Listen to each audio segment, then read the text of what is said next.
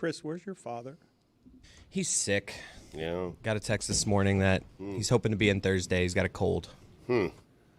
Something going around, Dano. I mean, Put it on the poll, please, Juju. Is something going around? Stugotz seems a little sick, but also said to me some of it might just be old age. Because I'm like, there's that norovirus that's new. And I'm like, what are you feeling? And he's like, well, my body hurts, but it always hurts. I have no idea if I'm sick or not. I feel like something's been going around for at least 5 years. Put it on the poll, Perhaps Juju. 6 Has something been going around for 5 or 6 years? Yes or no? One of the things that's been going around here for 20 years is Billy trying to annoy me. So you guys should have heard him explaining to me what our March Madness tournament is this year.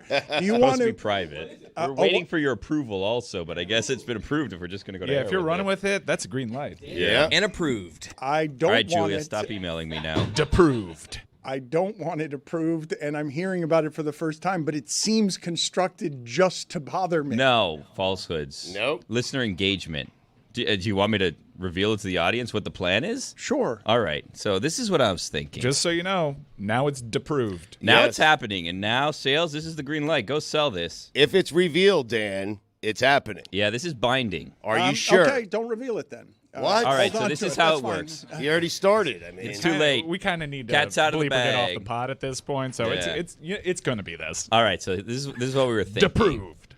You know, we lost our phone lines over the past couple of years, and I personally, and I know Dan feels the same way. I don't want to speak for Dan. I know Dan has missed the interactions with the audience, the callers, et cetera. Just this feeling of, community that we had with our audience base. We've lost that over the past couple of years. So I said to myself, Billy, how do we get this back? So I thought, what would the fans like more than anything? Watching the national championship one-on-one with Dan. But how do we do that? Wow. Or someone else from the show. There's the asterisk. Someone else from the show potentially. And if we get, I really like the asterisk. and if we get the right sponsor, That maybe you approve. maybe possibly we could do this in person. Game time. I've Very approved the fine print asterisk. The asterisk is officially fine approved. print, Card but subject to Taylor. we'll have to figure it out. Yeah, someone from the universe, hopefully Dan. But how do we You know select the worst this person? part of that is that you're making me watch the national championship of college Well, basketball. that's not the worst part. Let me reveal potentially the worst part for you. So, what I was thinking was, instead of attaching, like sounds or looks like or whatever to all the schools, why don't we put the power in the audience's hands? But what power are we going to give them? Let's have them choose who Dan watches with. How? This is what we do. We send out a bat signal. We say, fans, send us videos to an address to be determined, because, again, this wasn't supposed to come out on air. Send us videos to an address to be determined, 15 to 20 seconds in length, saying, this is why I should be the fan to watch the game with Dan, or asterisk someone else from the Dan Le Batard Show universe. And then the fans can vote on who they think is most worthy of that honor. Now, it's not just going to be a one-time thing. No, it's a bracket style, right? So we're going to have people competing against each other. So a number 68 will go up against a number 1. And hopefully, my hope, and this, again, wasn't supposed to be revealed on air, we have someone go on a Sanjaya-like run. And we have the fans get behind a David from Toronto, for example, and then David from Toronto or a Rash or someone like that ends up going on a run and winning the whole thing. Then every round will just give you a new prompt. Hey, this is the question that we need you to answer today. Who's on the hot seat? Who's on this? Who's on the that? Whatever it is, right? And every round we'll get a new question. And then as it's going, you, the fans, just keep voting for fellow fans that you think should watch this game with Dan. Wow. And then the winner goes to wherever this game is. If the right sponsor comes in and pays for the expenses, goes maybe in person, possibly asterisk, with Dan Le Batard to watch the national championship. You could argue this is a chance for someone to build a career. Maybe. You could turn this into a career in sports broadcasting. You know that question, would you pay $250,000? Would you rather $250,000 or a dinner with Jay-Z in different times? That's kind of this situation. A 3-hour sit-down with a media mogul, Dan Le Batard, while watching a basketball game, which, granted, basketball games aren't the best for conversation. Really, sporting events aren't the best for conversation because you're sitting next to each other awkwardly. I feel like the seats, we're not reinventing arenas, but maybe moving forward, the seats face each other at the arenas, and then the game's off to the side. Swivel chairs. Oh, ho, ho. That'd be an option. We're solving it all. But one thing's first, That's March Sadness, and it seems like we got the green light on this one. Approved.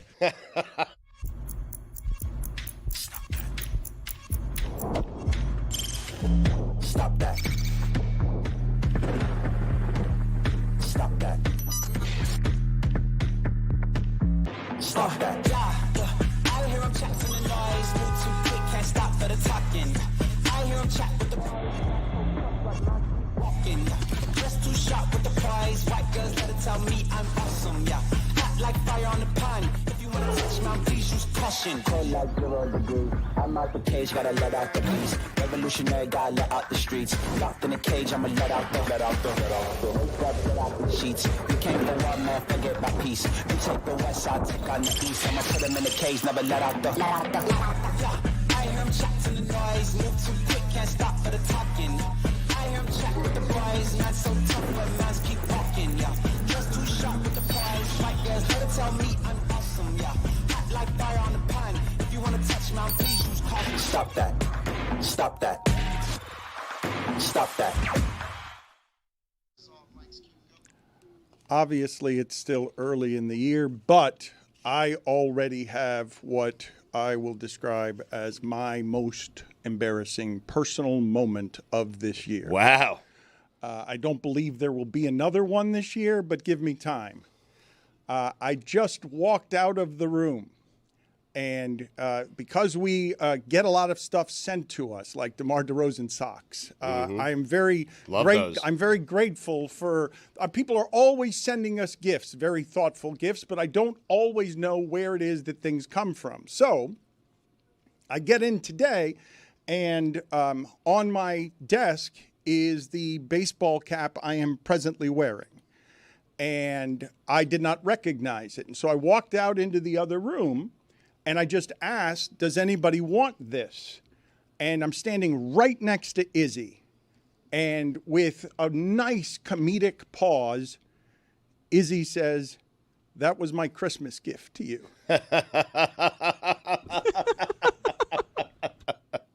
The best part was you didn't just say, what is this? You said, who wants this? Right. It was like, not only were you curious No. about it, Yes. very quick, I need to get this out of, give this away. And now he's overcompensating by wearing the hat that he was trying to give away before the show. I mean, Classic guilt hat. How Right. is that going to stay on? Yep, and I'll wear it for a month now. I mean,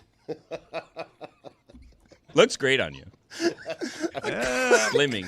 Not so much. No, I'm giving it away because my face is round, and I have to have a particular kind of hat, and it's got to be at about 7 5/8. Same. It's got to be fitted, and these things in the back. Like, I don't want to look a Christmas gift in the mouth. But what happened here is this hat. My face is fat, and this hat makes it fatter, and so Yeah, I can't. agree. I can't.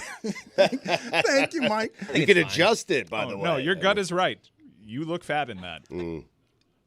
Not only did I give you a Christmas present, I told you exactly why I got it for you, because it's the Monopoly Man, and you're the Mr. Money Man, and he's got a white mustache, and your mustache is turning white.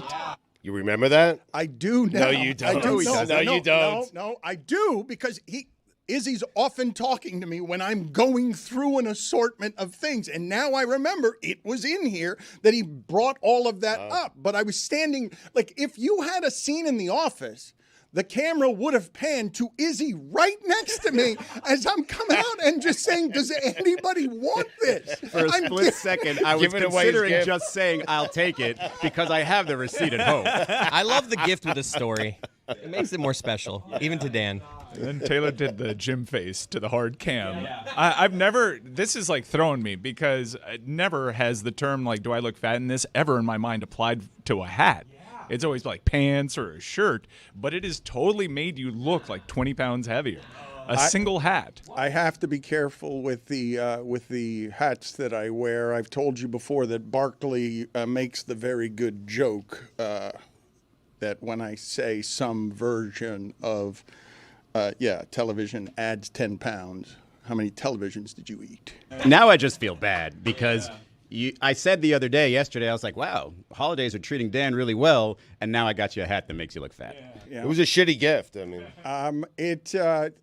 isn't really what I want to look fatter. Like that's not gift giving. But look, there are any number of things. Thoughtful, though. This time of year, it was Remember that. the story. He saw a white mustache and he's like, "Oh, this will make Dan feel great." The number of things that I have gotten recently that during the holidays that I can be confused by is pretty long. And one of them, you guys tell me if this has happened for you. I have gotten via text an assortment of family holiday cards where people are sending you that picture they take with the kids and the dog and they wish you a happy holidays.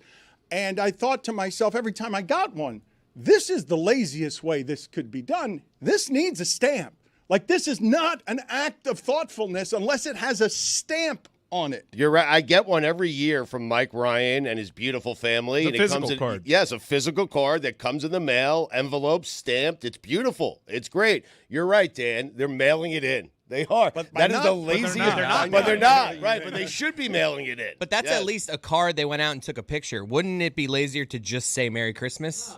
No, Like, I don't just think a so. text Merry Christmas. No, Like, because then you have to individually text everybody. Where I'm I sure hate this those, system, you can just kind of put it all in at once, and then it'll mass text that out to everybody, as opposed to an individual Merry Christmas It's text. unfortunate because there is thought that goes into it, but it feels somehow more thoughtless than not receiving a happy holiday card whatsoever.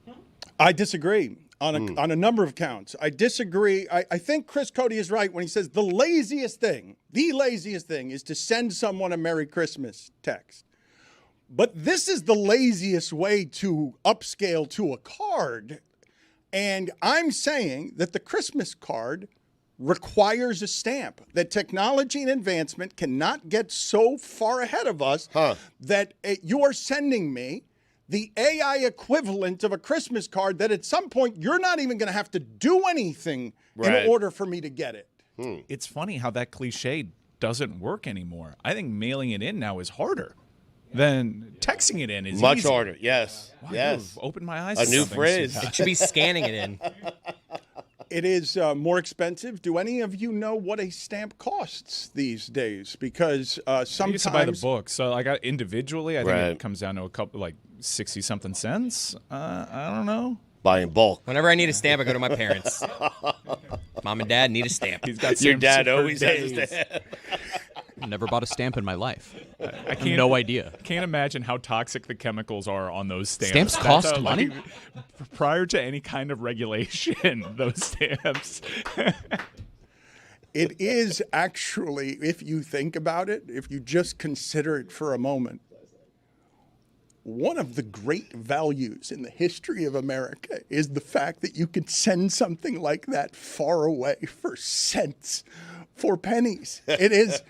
Put it on the poll, please, Juju, at Le Batard Show. Is the stamp one of the great values in the history of America? But Mike is right about the stamp. That is a class action lawsuit written all over it. Years from now, people are going to say, "Oh man, I got cancer from licking the stamps." Here's a forever chemical here in your stamp. Here's this lead stamp.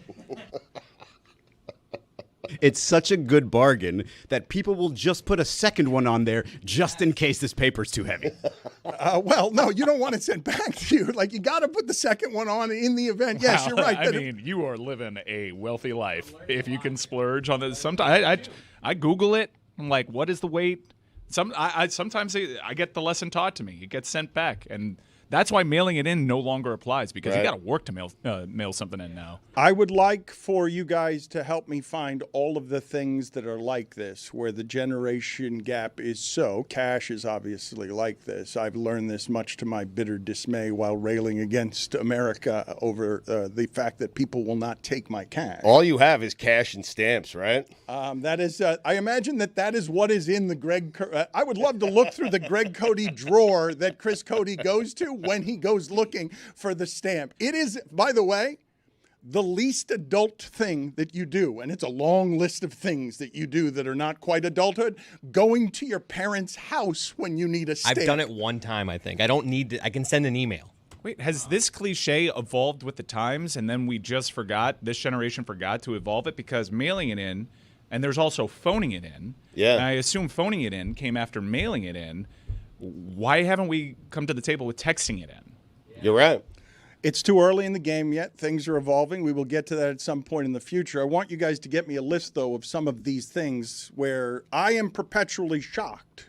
Tony, Jessica, Jeremy, when there is something I am talking about and they have no idea what it is that it is, and I thought it was just a common knowledge thing. Have you ever sent a fax, Jeremy? Never in my life. Never. I mean, I remember fax machines. Do you remember like the wax paper that came in a roll? What is that? You used to fax them on these like waxy rolls of paper, and it was impossible to draw on with crayons. I don't really understand what that even could possibly mean. Because, like, I've realized I don't really know what a fax machine does. Okay, very good. Jeremy is a little tired today. The Heat lose in double overtime yesterday. The stuff going on around the Heat doesn't have any precedent, Stugotz.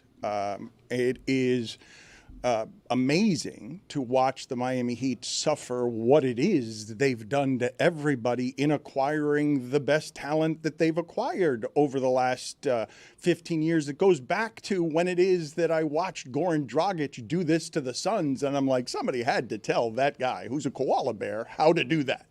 Like, that is not his instinct to go out there and say, hey, Suns management, get out of here.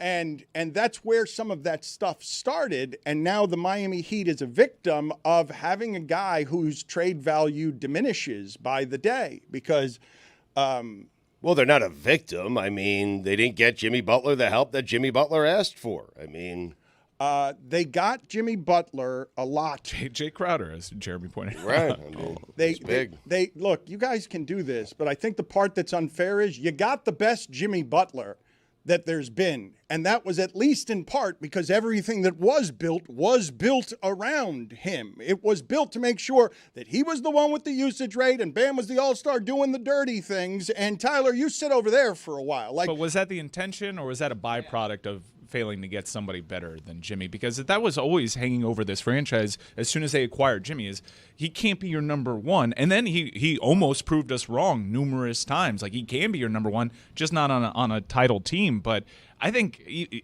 ever since his acquisition, we were all saying they got to pair him with somebody that's a little bit more talented. You can question Pat Riley and the Heat about a number of things and how they've handled Jimmy Butler and surrounding him with the right amount of talent, but they have gotten the best Jimmy Butler. No one has gotten a better Jimmy Butler. Not a single other organization has gotten this Jimmy Butler. They've maximized him. Yes. They've used him in his most effective way, both offensively and defensively. They built offensive and defensive game plans around him. They let him be the guy, which for the majority of his career was part of the issue. He is such an alpha. He wants to be the man. That, for that matter, was the complaint that he had about the present offense and why he kind of went after Spo in that last presser before being suspended. He has always wanted to be the guy, and they were a Bam Adebayo and Goran Dragic injury away from winning an NBA Finals in his very first year. So they have possibly winning. They have competing in a more Davis shot legitimate like Ray way. Allen. They lost by They lost in 6 to the Lakers without their healthy number 2 and 3 players. And when you look at maximizing it, this guy went to 3 conference finals and 2 NBA finals with this franchise while not doing anything near that otherwise. So when you say they didn't build the right things around him, they didn't give him enough help, they had as much success in 5 years as almost anyone in the league. Anyone have an address book still? Yeah, Rolodex? A Rolodex? In your phone. Everything's in your phone. Your dad has a Rolodex, does he not? Your dad has a Rolodex. Do you know what a Rolodex is, Jeremy? I only do because my mom still has a Rolodex, classic. handwritten, and that's the place where she keeps all of the passwords to the different streaming sites that she has. So every time I need to use her streaming password, she's rolling through that. Are they very sophisticated? Or No. It's like password 123. Yeah, pretty much. 123. It's like all the same password, just Amazon like one has an 123. exclamation point and one Jeremy has a different 1, 2, number. 3. Oh yeah, that's honestly, if you're trying to hack my parents' accounts, my name and some number, and you're probably good. Your name, your birthday. Probably. All right, so some things that have happened here that I think are interesting are the following, because I understand that the job of Pat Riley is to anticipate what the future looks like. But I do think we are all allowed to be surprised by a couple of things here. One of which is how much the game has changed. Okay? I don't know that we all could have anticipated that, given that Pat Riley spent the majority of his career throwing the ball to Kareem Abdul-Jabbar, Patrick Ewing, Alonzo Mourning in the post, and taking the contested least valuable shot in the sport, also most inefficient. Like, that's how we were playing football, just like we were playing football once upon a time by just running the ball all the time. Right. Some things changed here that I understand where it is that the Miami Heat fall behind to how Boston is presently playing. But the Heat have rolled with those changes. I mean, they've put together rosters recently that have won NBA championships. Agreed, but since they were even with Boston at the rim in the bubble, what has happened since then is the sport has changed enough that the Celtics are great at threes and crush everybody at threes because they got 5 guys and a 7-3 guy who can do things Bam cannot do because he does not have the range that Chris Bosh might have developed over his career. So understood on the criticism. I'm just telling you, okay, that can be one that's hard to see. The next step on this, though, when you look at, yes, they missed on Damian Lillard, they missed on Kevin Durant, they missed on DeRozan. They haven't gotten any of the players that they needed to allow Jimmy Butler to age with grace by having him become the second best player on the team. But the thing that I think you can forgive the Heat for not seeing is that I always thought Jimmy Butler was supposed to be the help, not need the help. Like, I always thought that he's Philadelphia's third guy. Like, that's what you need him to be if you want to beat Boston. And so I understand where it is. If your leadership there, you get caught off guard and you hesitate on Bradley Beal because you don't think he's worth the $50 million, because he's not. And everyone wants the pressure of, you got to make a move. You got to get Jimmy Moore. And you're not wrong to do that. You're especially not wrong because of how Boston did it and got rewarded for doing it, because they made the moves, and the Heat fan is sitting here still hurting from Kyle Lowry as the move. No doubt. The Kyle Lowry thing, I don't think we pay enough attention to that, even with time. That was just such a disastrous move for this franchise. I think it's fair, like, if you want to armchair quarterback it and say they've actually been on the right side of not acquiring some of these talents. It actually ended up working out. The Damian Lillard contract's not that attractive, even though I still think that it would have been a better fit here. I think people tend to look over their multiple pursuits of Kevin Durant. A new owner waltzes into the league and just alphas them, and they've always been trying to get him, and that would have been huge. Chris Paul, that one is kind of debatable. Kyrie Irving, in retrospect, we understand why everybody was standoffish, but they should have pursued him. So, whoa, that's easy to say now. Yes, God, nobody wanted it. That's so easy to say now. 110%, but I also think it's awfully convenient when people bring up Bradley Beal and they bring up, Damian Lillard. They omit the other ones where, like, taking this chance might have worked out there. Putting all that other stuff to his side. And just for a guy who coined the phrase disease of me, he couldn't get this wrong with Jimmy. Because Jimmy, at the very least, he helps you compete this year, and it's a contract that comes off the books. We understand he took his approach in the summer. It was dicey. Jimmy Butler and him started doing some posturing publicly, and it looked like they handled that. Then all these trade rumors start up where Shams is totally right. You don't go up against Shams in these situations. And Jimmy Butler's representation and the Miami Heat got cocky, had bravado. I'm not really sure what Jimmy Butler's agent was doing. That seems a little nefarious in retrospect.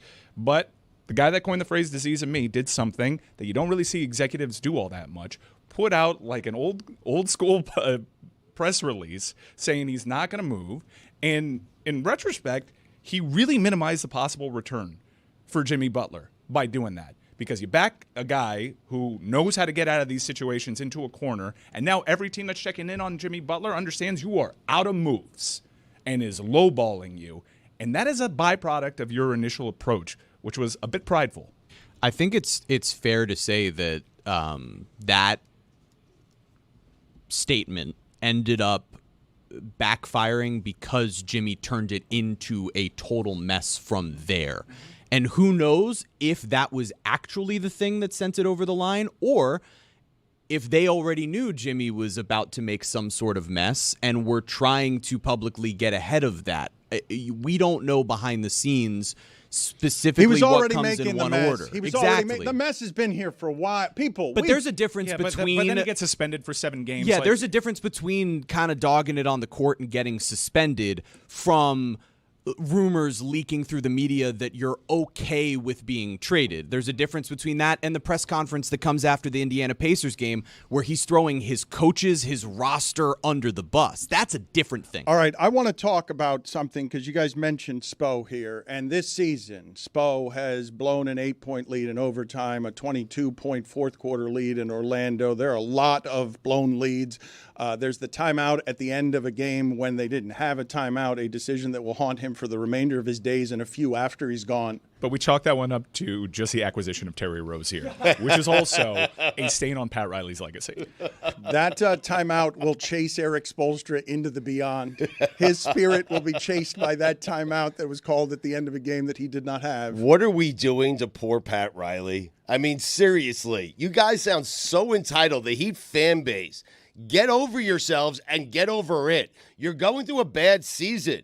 Since 2006, you have won 3 NBA championships and been to the finals 7 times. 7 times since 2006.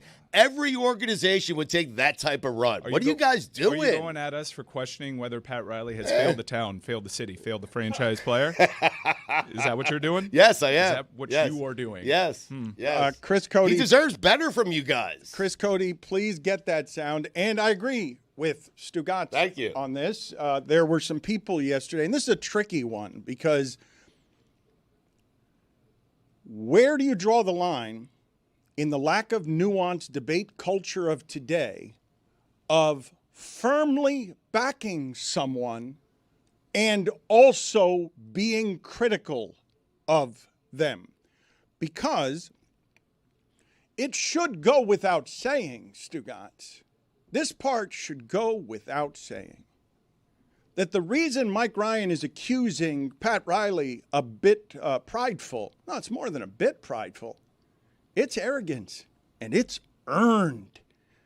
Won every single place he's ever been, he's entitled to think he's the reason that happens. Because it was in New York, and it was in Los Angeles, and it was in Miami. And I saw what he inherited when he got to Miami.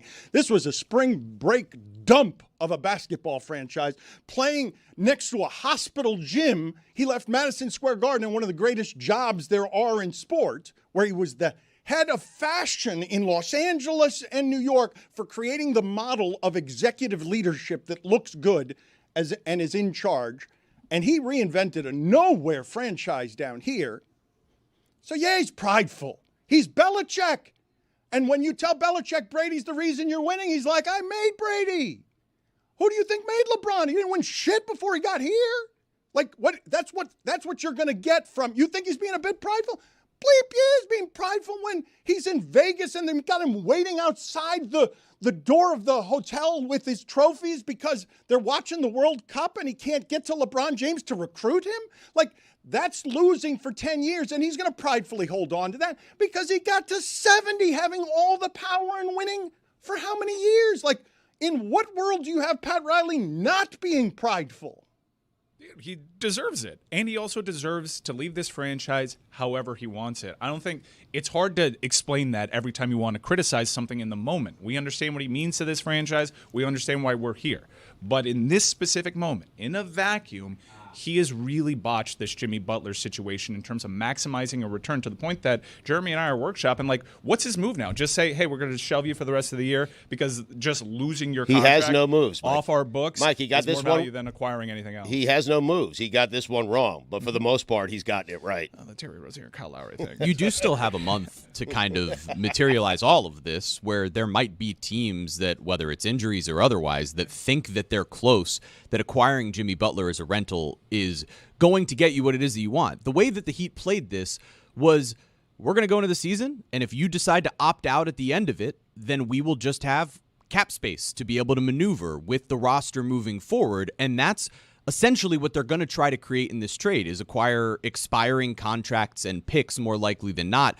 They're taking a guy they traded, Hassan Whiteside, Josh Richardson, and a protected first-round pick.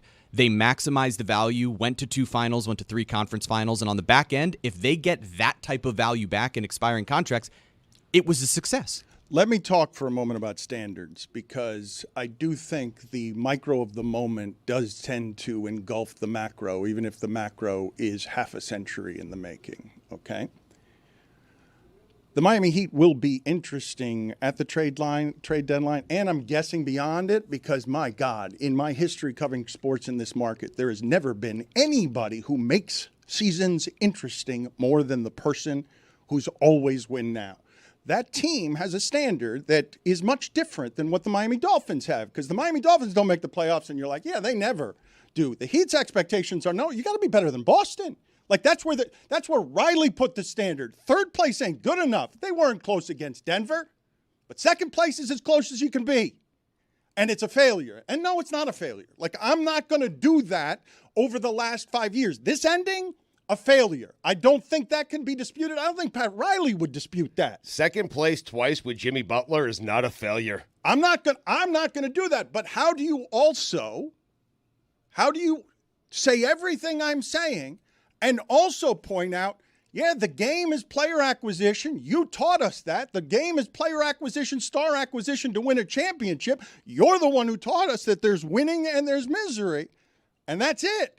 And none of the seasons have ended where you expect them to end every season under Jimmy Butler. And it's just not a sudden development. The writing was on the wall last offseason when we saw everybody in the East get better, and we were just hanging our hat on the development of this franchise, and maybe they have a puncher's chance. And then they managed Jimmy Butler's workload the entire season against their will, because it runs counterculture to them, and he gets hurt against Philadelphia, and you realize, wow, wasted year. Wasted year for Pat Riley, who's getting up there. Wasted year for Jimmy Butler, and this entire thing is flawed. You cannot go through another offseason the same way they did. Part of the reason that this has gone on so long is because of what Dan mentioned, which is that Pat Riley and this franchise refused to ever be bad. And so there might have been a time where they could have traded Jimmy Butler to acquire picks and young players, but that was even earlier in Bam Adebayo's development, earlier in Tyler Hero's development, and they weren't willing to be a bad team that tanks for multiple years. You talk about Orlando, in the conversation you guys were having yesterday, it's like, well, during the Jimmy Butler era, they were winning 25 or 30 games a year for 5 years. That's why they're good now. It was miserable. Every single year, the Heat are trying to contend and trying to be in it, even if it's somewhat delusional. That's part of what makes them the competitors that they've been. Okay, you know for what so though? long, You know right? what? But stop with somewhat delusional, because you know what's delusional? Gabe Vincent and Max Strus carrying me to the finals. Right. That's delusional. Like, so they did it. The thing about the arrogance. Yeah, why wouldn't he believe that he's going to be right? They haven't been good as Boston, and Bam Adebayo takes Tatum down at the rim. They weren't as good as that team. Like, that Boston team has all the top 5 picks. That Boston team had to be tested like that to get to where it's gotten. But even the plan with the outliers, and I'm sorry, Dan, but even the outlier, like that incredible, majestic run, I thought the season was over against Chicago in the play-in. It was that flimsy. Like, the entire thing is built on, let's get in the play-in, and hopefully we advance through that. I know, and then we'll but Mike, here's the thing, though. Yes, it's absolutely flimsy that they made that run. But they made that run. Beating Giannis in the first round with Jimmy playing that way proved to all of us, what do you mean Jimmy can be better than Giannis in a series? What do you mean that Giannis can be the favorite who just won the championship? And Jimmy's going to take him down. That changed Jimmy's reputation forever. But let's play, because we can get up and caught up in prisoner of the moment. Stugotz has now changed his tune in defense of Pat Riley. Yep. This is Stugotz talking about Pat Riley and Dwayne Wade before Pat Riley got LeBron James and Chris Bosh for Dwayne Wade. Has Pat Riley failed Dwayne Wade? Seriously. Has Riley and the organization, because, Dan, all these other teams, all the other contenders went out and made moves, and the Heat haven't done a single thing. What have they done for Dwayne Wade? They got him Jermaine O'Neal, a broken Jermaine O'Neal. He's going to leave here, and he should leave here. They got him Shaq. Yeah. And a championship. Since then. Let's sell him on this notion of all these guys we're going to get next year. None of these guys want to come here. None of them. He's failed, Dwayne Wade. Failed the fans. Failed the city. That was then. This is now, Dano. Well, this is where I caution you, right? Because I expected at the trade deadline. Look, I told you guys a while ago, everybody was laughing at me. You need to keep an eye on that Minnesota situation. The Minnesota ownership situation, I told you, watch out for Valentine's Day. If you got, like, I may be wrong here, because this is the last time that I heard this kind of noise around this man. I do not expect the second half of this Heat season to be a quiet thing. Mike Ryan says getting up there. Pat Riley's 78, man. He's talking about mortality, not career mortality, actual mortality. He still wants to win now.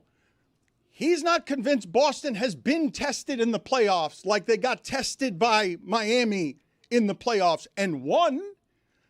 So you can believe that he's not going to pull off some three-team deal. And I haven't heard any of the experts be able to explain to me how it is that can happen. But I also didn't think they were going to be able to get out from under Whiteside and Dion Waiter contracts. And they did that because they got Jimmy Butler when they didn't have anything to get Jimmy Butler with.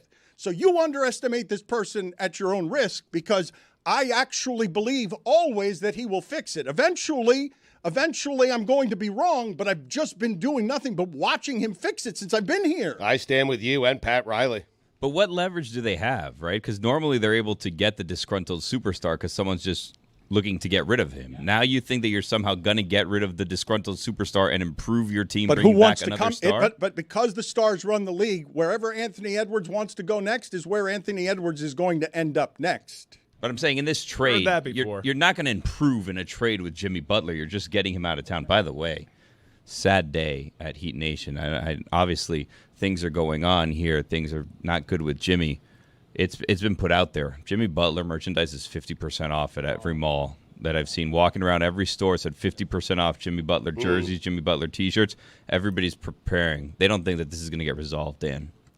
What Dan said there, though, is kind of the problem. And it's the parts of the Heat media that I don't like and the Heat fandom that I don't like. What recent history do you have of the disgruntled superstar putting Miami in his destination list, which is routine?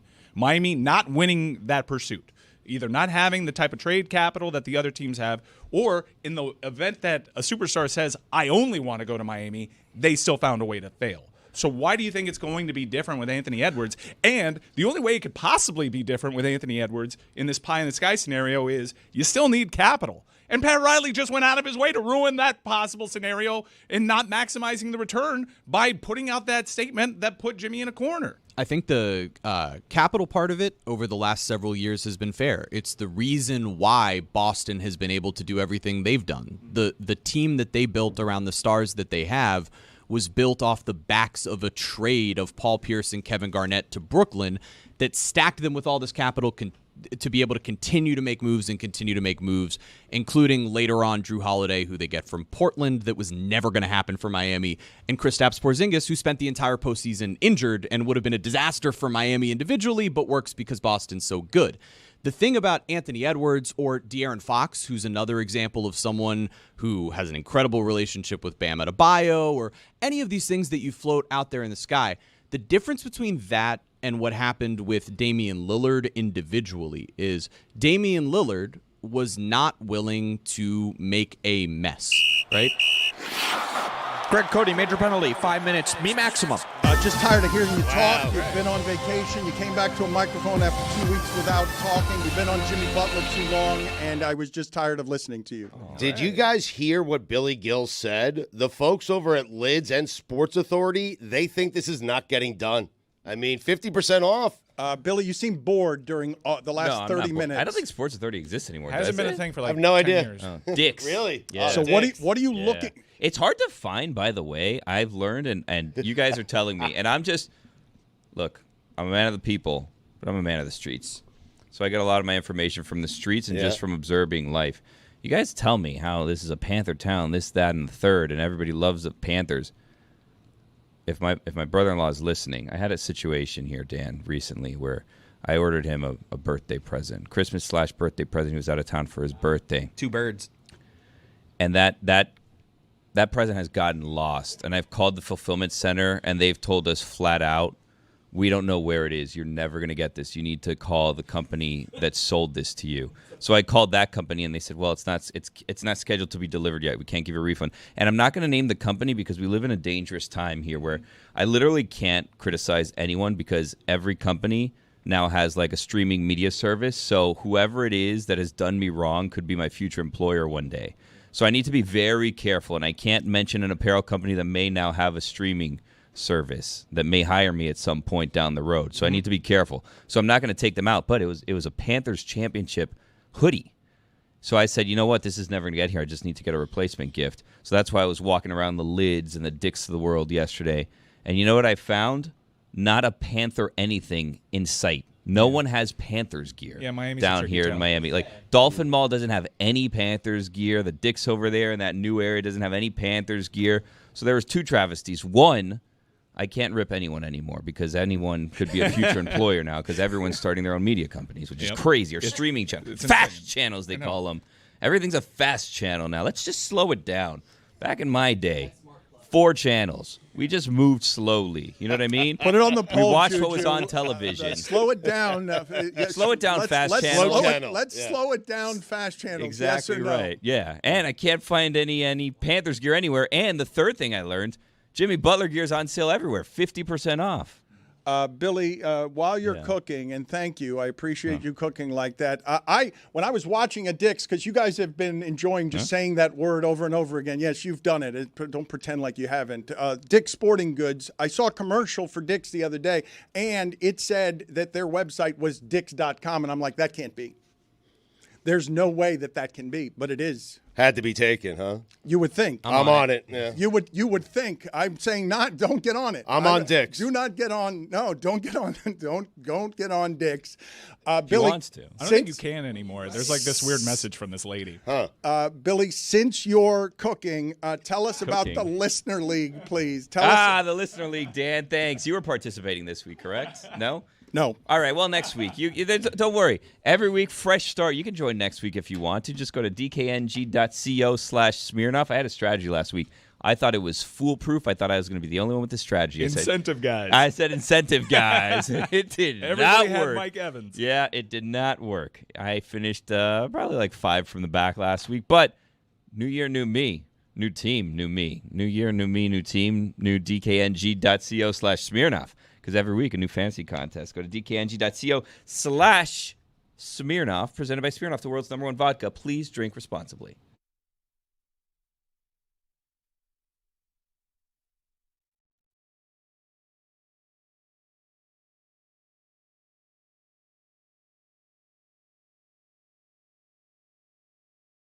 He's overrated, Greg's exonerated, that's Connor McDavid. Made a take, stuck to his guns, and then the Ice Cats won. They were up 3-0, lost 3 in a row, and we weren't having fun. Back in Sunrise, we got right and punched out your lights. So sleep tight with Gunsmite, Lord Stanley's Arsenite. Oh, you know he's Vic overrated, Greg's exonerated, that's Connor McDavid. Oh, he's Vic overrated, Greg's exonerated, that's Connor McDavid. He's Vic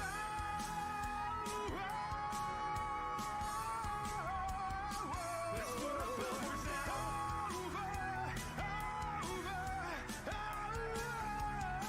Let's put up billboards now. He's Vic overrated, Greg's exonerated, that's Connor McDavid. He's Vic overrated, Greg's exonerated, that's Connor McDavid.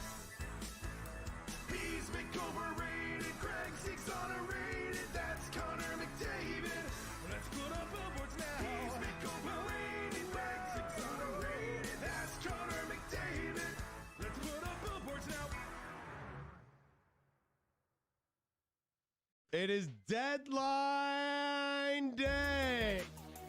No chance. Margam, no chance. Broward, no chance. I'm with Lewis on this. Anyway. Charlie, Stugotz, I need you to put it in on your site. I will reimburse you $200 on Monday. Kenny, how you doing today? Kenny. Anyway. Ben, how did your life change? Yeah. Go ahead. No, go ahead. Ben, how did your life So I change? made envy, but yeah, anyway, okay. I mean, Ben, are you going to stop or what? The fans love to boo. No chance. Margam, no chance. Broward, no chance. Voila.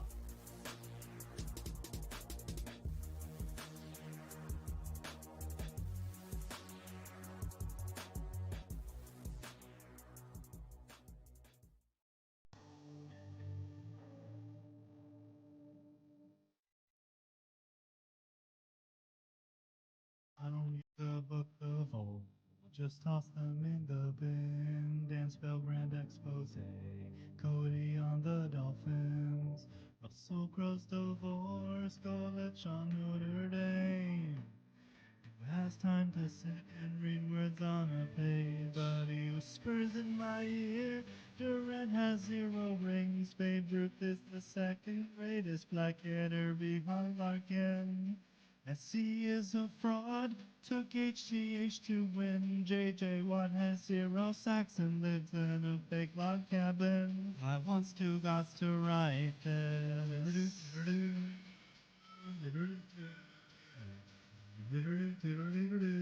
Someone help Stugotz write this.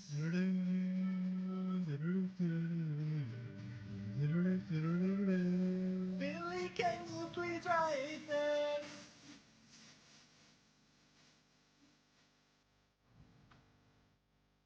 By C.O.B. Billy, write this.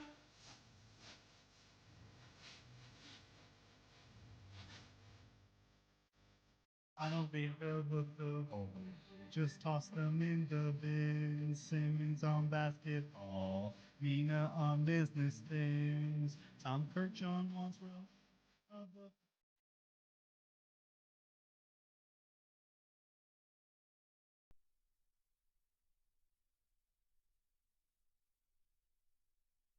This episode of the Dan Le Batard Show with Stugotz is presented by Venmo. I've got a pretty good stat of the day to get to in a second, but before I do that, there are a couple of things that I wanted to put in front of the audience.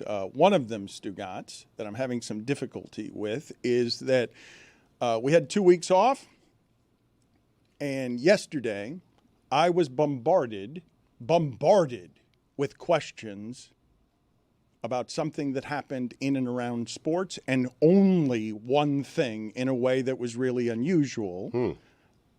And it was because the last 2 weeks have had a lot of sports in it, a lot of interesting stories, a lot of stuff.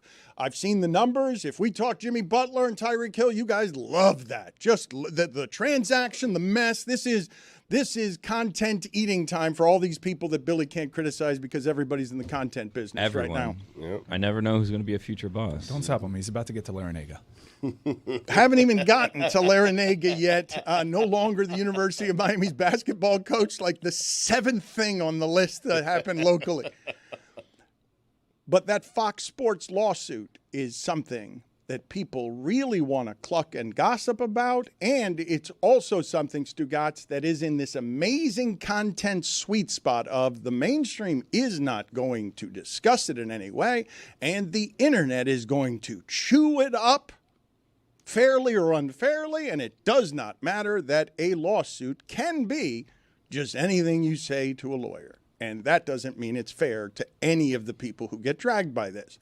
Now, I don't know, obviously, what is true or what isn't true in that lawsuit, but I do know that, man, for all of the people who complain about how often I talk about sports media, this one you want me to talk about. Like, you're desperate for me to say the things that show you the inner workings of what might be true or might not be true in that lawsuit. And so I'm going to talk about some parts of this that I find interesting in a second. But before I do that, I just want to point out to you guys what was happening during the break in here with Stugotz. Still happening.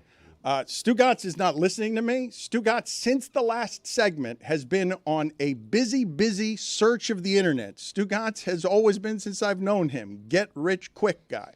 And so what he was saying before the break is, I can't believe I didn't grab Dick's. He wanted the domain name 12 years ago, and he's like, can you imagine the fortune? He's been looking up nothing but domain names for the last 10 minutes. Now, Dix.com sold back in 2011, the domain. Now, the price is undisclosed, but bowlingballs.com, a domain we all should have grabbed many, many years ago, that sold for $275,000. Cars.com, which is something that should have been obvious to everyone. I'm upset with myself. Someone grabbed it and eventually sold it for $872 million. VacationRentals.com sold for $35 million. And what I'm thinking about is the future and what domains I should grab today. Billy, let's get on this. Well, Billy's making faces at you. He's tired of your get-rich-quick schemes. I mean, if we're doing behind the bit, there's a funny story about us getting scooped on a website. And it was the launch of the T-shirt store where we got very excited and we announced what the T-shirt store was going to be. And then a fan bought the URL because we didn't dot our I's and cross our T's. And then we didn't have the domain that we wanted and we had to pivot. You would have thought ESPN would have been on that. Somehow it got overlooked. We just the guy held us us hostage, and we were just like, you can have it. But, Mike, when the internet came out, aren't you upset with yourself for not grabbing Christmas.com, which sold for $3.15 million? A bargain, by the way, for Christmas. All we grabbed was NoSourceInsider.com. How does cyber squatting work? Because sometimes it doesn't, right? Sometimes can't they just take the cipher and be like, no, you're just trying to cyber squat here. You don't own this. Is that true? Is there imminent domain for web addresses? I think that there can be, right? I can't just go and buy Nike.com if they let it expire for some reason. If you were just sitting on COVIDrelief.com and then you saw the news stories out of Wuhan and you're like, yes. Some guy's still trying to give me $2,000 for the slow report. You should take it. You're doing nothing with it. But you haven't tweeted anything. Slow burn. Yeah. Oh, wait. Have you reported Bill Belichick's going to UNC yet? Do that. Is he? I heard it's Do that today. I We'll raise heard the it value. hasn't been great so far at North Carolina with Bill Belichick. We will get an update there in a second. We will get a stat of the day in a second. We will get to Diana Rossini in a second. We'll get to that Fox Sports lawsuit. Oh, damn. I thought we got it away from I think you. we're good. Covered. In a second. Check it off. There's a lot of stuff to get to. But if you guys had heard what it was during the break, Stugotz actually said to me, he's sausage fingers hitting the keyboard, he's crushing it, and he actually says to me, can you imagine if I had gotten the domain name to DraftKings? And then there's 3 seconds of silence, and we both said at the same time, they just would have changed their name. I'm surprised Dix didn't go to Rick's. I mean, I'm excited to have Diana on because the Bill Belichick contract thing is interesting to me. There's a weird June 1st. Actually, I should not be talking about this. I have someone that is well more informed. Happy New Year, buddy. Happy New Year to all. How's the Bill Belichick thing going? It's a slow burn, but so far Bill Belichick has hired 2 people. Yeah. His son as the defensive coordinator, and then Works hard. Lombardi's son as the quarterback coach. So, and we also got Purdue's backup quarterback. That's a good one. He played well that one. they had one win. Yes. So we got not the starter, but the guy who couldn't beat out the starter. Purdue was like one of the 3 worst teams in the sport this year. Listen, Bill sees something in that kid, and that's all I need to know. I mean, appreciate all your hard work, Taylor. Thank you for. I must admit, I thought the cachet of Bill Belichick, and year one is always hard. Even for recruiting-based coaches, it is very difficult to have that kind of class. But I thought the cachet of Bill Belichick, the name in the portal, guys would just take visits out of curiosity. And it seems that it's going to take Bill a little bit to navigate these waters. So what did you want to ask Diana Rossini, our foremost NFL insider? Diana, is there a possibility, because I don't think a $10 million buyout, it going from $1 million to $10 million, is going to stop an NFL owner if they think Bill Belichick is the answer during this coaching cycle. It doesn't appear like he's in the mix for any of these jobs, but could it be? Is there a scenario if an NFL team shows legitimate interest and thinks Bill Belichick is the answer? Say the Jacksonville Jaguars, who I know the Cons like Bill Belichick. If they up and decide, you know what, UNC be damned, this is the right guy. We'll pay $10 million. That's nothing to us. Do you think Bill Belichick would entertain that? Diana? Oh, I didn't know that you guys were coming to me now. I thought you were teasing ahead of what you wanted to ask me. No. Hi, guys. Did you hear what I said, though? I did. I heard you loud and clear. Cool. You Yeah, just didn't. let- You just didn't know it was a question for you. I think milk.com is available. I find that impossible. If No, a team shows knew interest you in Bill were- Belichick, would Bill Belichick actually entertain that?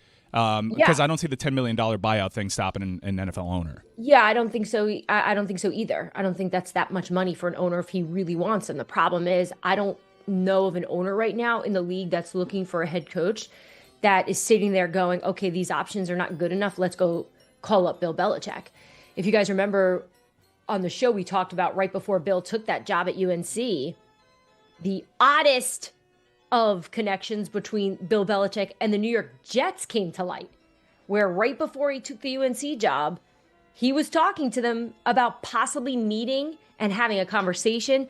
And you guys know the history with Belichick and the New York Jets, and he spent the whole season on the Manning cast, on every podcast that we know, taking shots at Woody Johnson, taking shots at that organization. A guy that resigned after a day when he was named the head coach there. So the fact that he communicated with Mike Tannenbaum, who's running that Jets search team, to see if maybe he could get in there, tells me that is really where his heart has been. He was willing to go work for an owner he doesn't even respect based on how he's talked about him on the air. But to him, I think being a coach with all the power is still what he wants. And that's why I think Jacksonville's off the table, Mike, because look who's still the GM there, Trent Baalke. Bill Belichick does not want to work with Trent Baalke. That is not a situation that was ever going to pan out. Why do they like Trent Baalke so much over there in Jacksonville? He seems to have a stranglehold on that position, and it's a little curious. I think it's a little bit of his own doing in terms of being a good relationship person with the owners.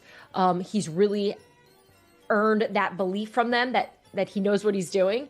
But also, people tell me that he's a really hard worker. He's one of those guys. He's always in the building. He's always around. And Mike, I do think in this process, a lot of owners don't want to clear house without anyone being in charge to help with the process, right? Because you get rid of the GM, you get rid of the head coach. Who's calling the shots? You are, as the owner.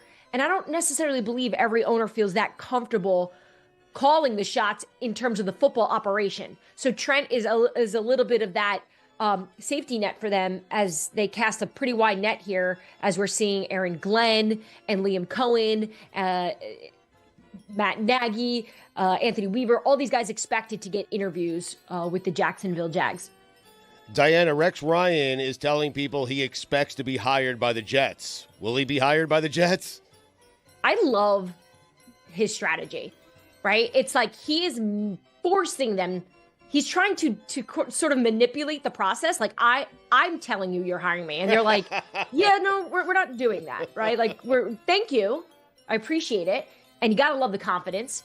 And I will say, in a pool of coaches right now that doesn't have that much experience, I see what Rex is doing. And I think he's going to do really well in this interview, because I know the Jets, Mike Tannenbaum, again, leading that search, they are looking for someone who knows what they're doing, who can navigate this journey for them, who knows all the booby traps and the hurdles that come with being a New York Jet head coach. And if anyone knows it, it's Rex Ryan.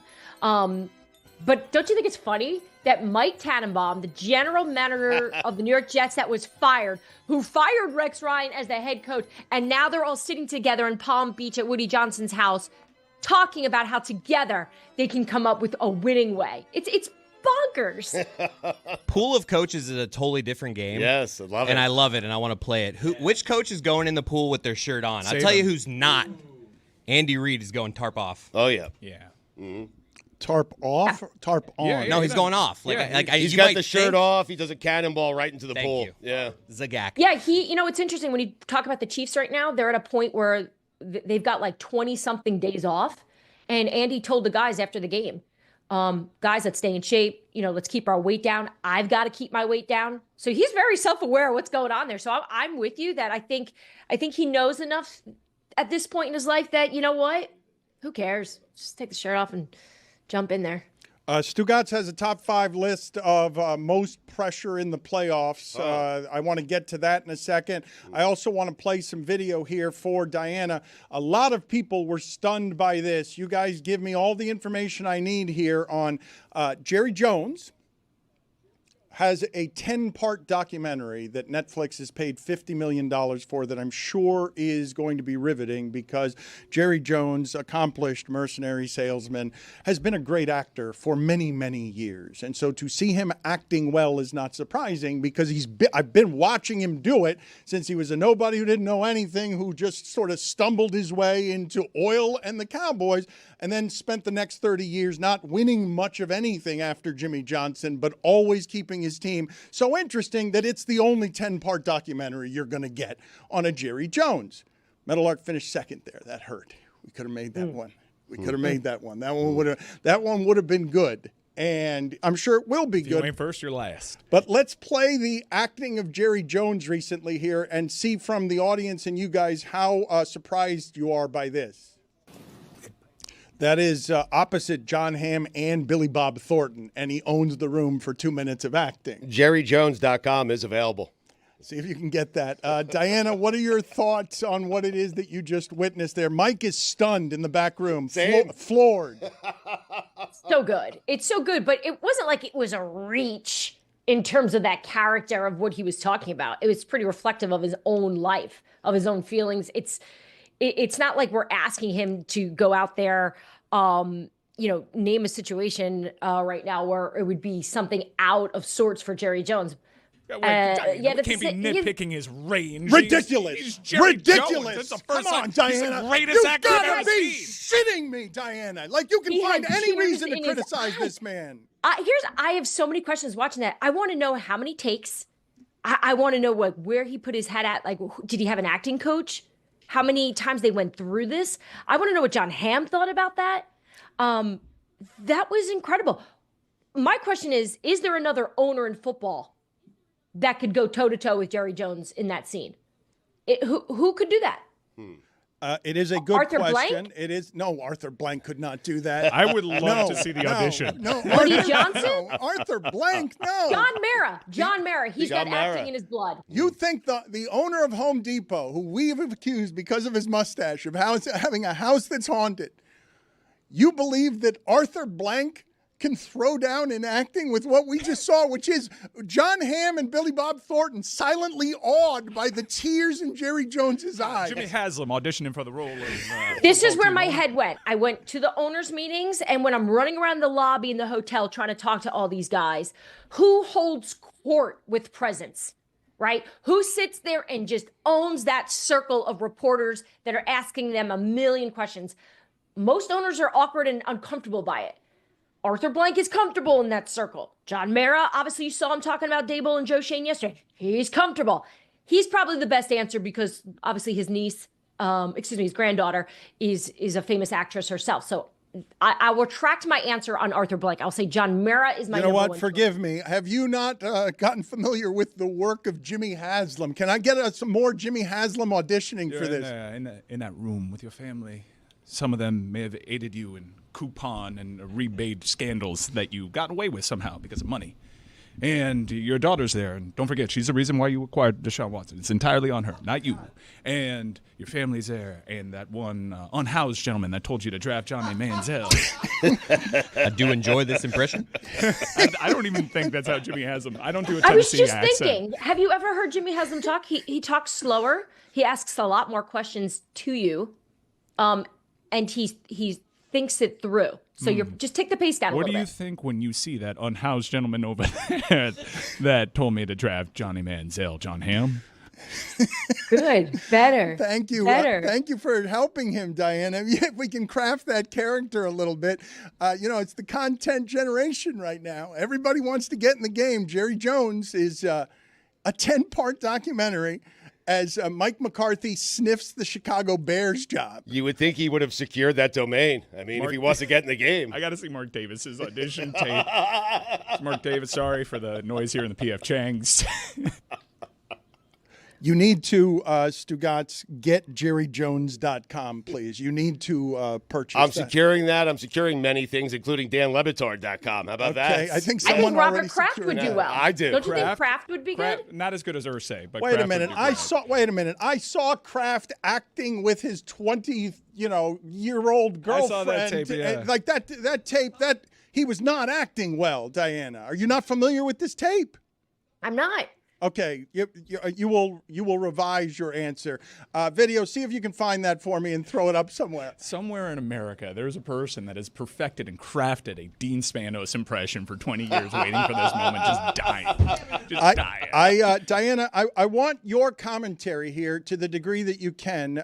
If I know we can't telestrate this, but if there's a way to show you, Mina Kimes is still an amazing novice sometimes when it comes to the very basic tools in this business. Now, keep in mind, I watched her on Netflix, and I saw her be better than RG3 and Manti Te'o on football, more informative. And I was like, man, she is bringing heat on a Netflix telecast that I was stunned how well all of that went, Stugotz. The televising of these giant things live are not easy. These things are not easy, and Netflix crushed it on Christmas Day, and Mina crushed it on Christmas Day. But what I miss most about Mina was the rawest version of her here, where she just doesn't know where things are. She gets distracted by the smallest things. Let's play for the audience here. Mina Kimes having no earthly idea where she is on television as she just sort of walks into a camera shot. And Diana, I want you to break this down for me and just explain your friend to us. Shefty, let's start in Baltimore. What do we know about the availability of Zay Flowers Saturday night against the Steelers? Hey, Mina. Get it, girl. Oh, go back one more time. There we go. All right. Myself. Nope, I got to go sit back down. And now she's just absolutely horrified that she stepped into the shot. Hold on. Just have Mina keep walking of Schefter. And Schefter's right. Nobody cares. Show more Mina. I want to see more Mina. Less Adam anyways. And now she's just horrified. Marcus is being a good big brother there with the arm around her. Like, look, it's not a big deal. It happens. You step there. First of all, I've sat in that studio a million times. There's like 90 cameras.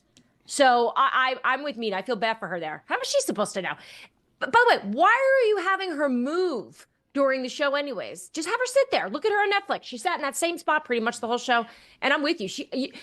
My takeaway from Netflix actually was, and this isn't some female empowerment moment here, I thought the women held that entire broadcast down.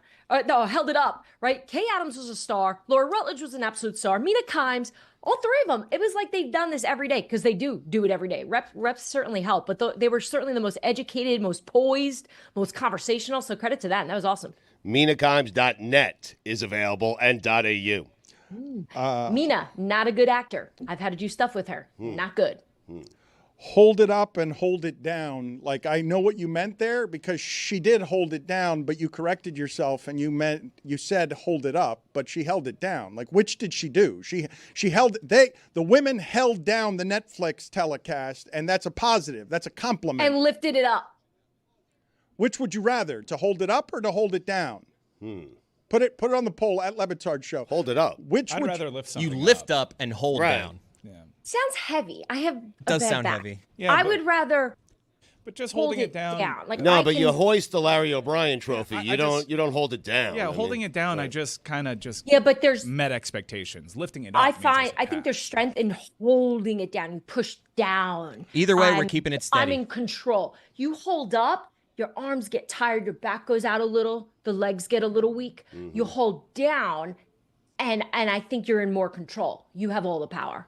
So thanks, Mina, for holding it down. You yesterday, Billy, you told me that if the Dolphins had a backup quarterback who could have just merely held it down, they'd be championship contending. I said this? Yes, you said it. I said that. Yes. Okay, I said that yesterday. You made it about the I backup did. quarterback. You kept telling me that the Dolphins season was all about the backup quarterback. And if a quarterback had just held it down, gone 2-2, Gone 2-2 while Tua was away. Well, I mean, had they gone 2-2, Tua they and probably Tua. would have been in the playoffs. I found myself longing for the Kenny Pickett's of the world the last 2 weeks. It's not a good place to be, but I was like, you know what? If Mike White was still on this team, maybe something would have been different here. You are right. That is a horrific place to be when you are yearning for Kenny Pickett. Oh, it was so fun. I was texting everyone like, oh, Pickett was available. We could have had him. Diana, the Houston Texans are always playing this game. They own this game. This is their game. They don't necessarily win it. There's a Hoyer. There's an assortment of bad quarterbacks I've seen for the Texans play this game. Hoyer should be on the sidelines. Is there one or two Yates? Every time they've ever played a wild card game, this is fact, every time it's been that window. The first game, now known as like the streaming exclusive usually, it is always the Houston Texans for whatever reason. If they're in the wild card, they're the first thing that you see. It is astonishing to me. Does Houston not have any national cachet? This is a pretty big market, or are they just always that kind of team? Like, they have the exciting quarterback, the appointment television type of quarterback. At least he was last year. I don't think they've broken through Not with yet. pressure up the middle, though. Not with no one can play the position if your guards and center can't block anybody. Like, no one can play the position well. Just saying, they have a young budding superstar at the position, a person that everybody crowned this most recent offseason. It's just, I understand why Yates is curtain jerking. I understand why Hoyer is curtain jerking. It's just funny that the Houston Texans perpetually are always in this TV slot. If you told me Brian Hoyer was the backup quarterback in Indy right now on the roster, I would actually believe you, right? Doesn't it seem? He's not playing anymore, right? I don't know. It's got to be a wrap on him. It's gotta be. I think you know what? I think he's in the media now. I think I saw him tweet yesterday. Now that we're talking about it. No, he's got to be a backup somewhere. There's got to be plenty. I will not live a day on this earth where Brian Hoyer is not a backup for somebody. I will not do it. Kirk Cousins' is roommate in college. Why is it, Billy, that you're back there grinning as if you've done something bad? Well, no, I've been tasked with finding domain names that are available for Stugotz's Cyber Squat. I found that toilet.com is either available or it's a dating site. It's odd.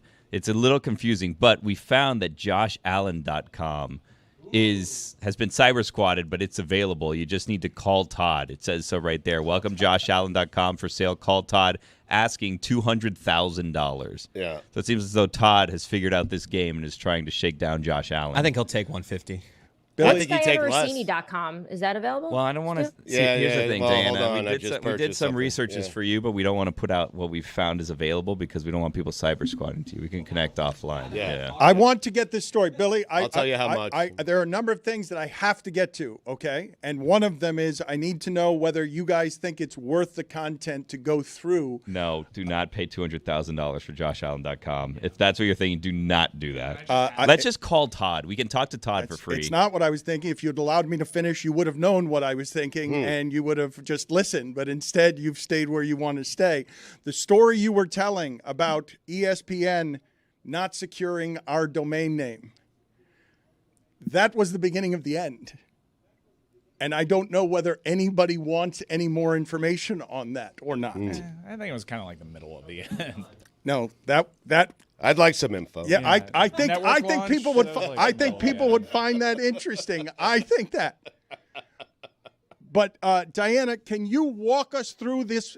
Because I talked to Dominique about this yesterday, and I know that we're going to get into the playoffs right now, and it's going to be an insanity, and everyone's just going to forget.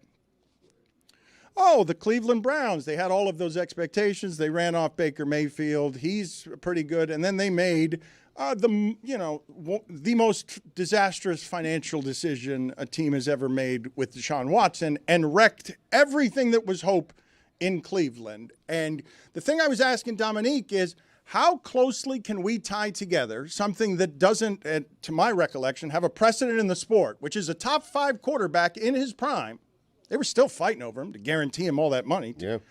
Short circuits, pretty obviously, because of everything that was happening off of the field.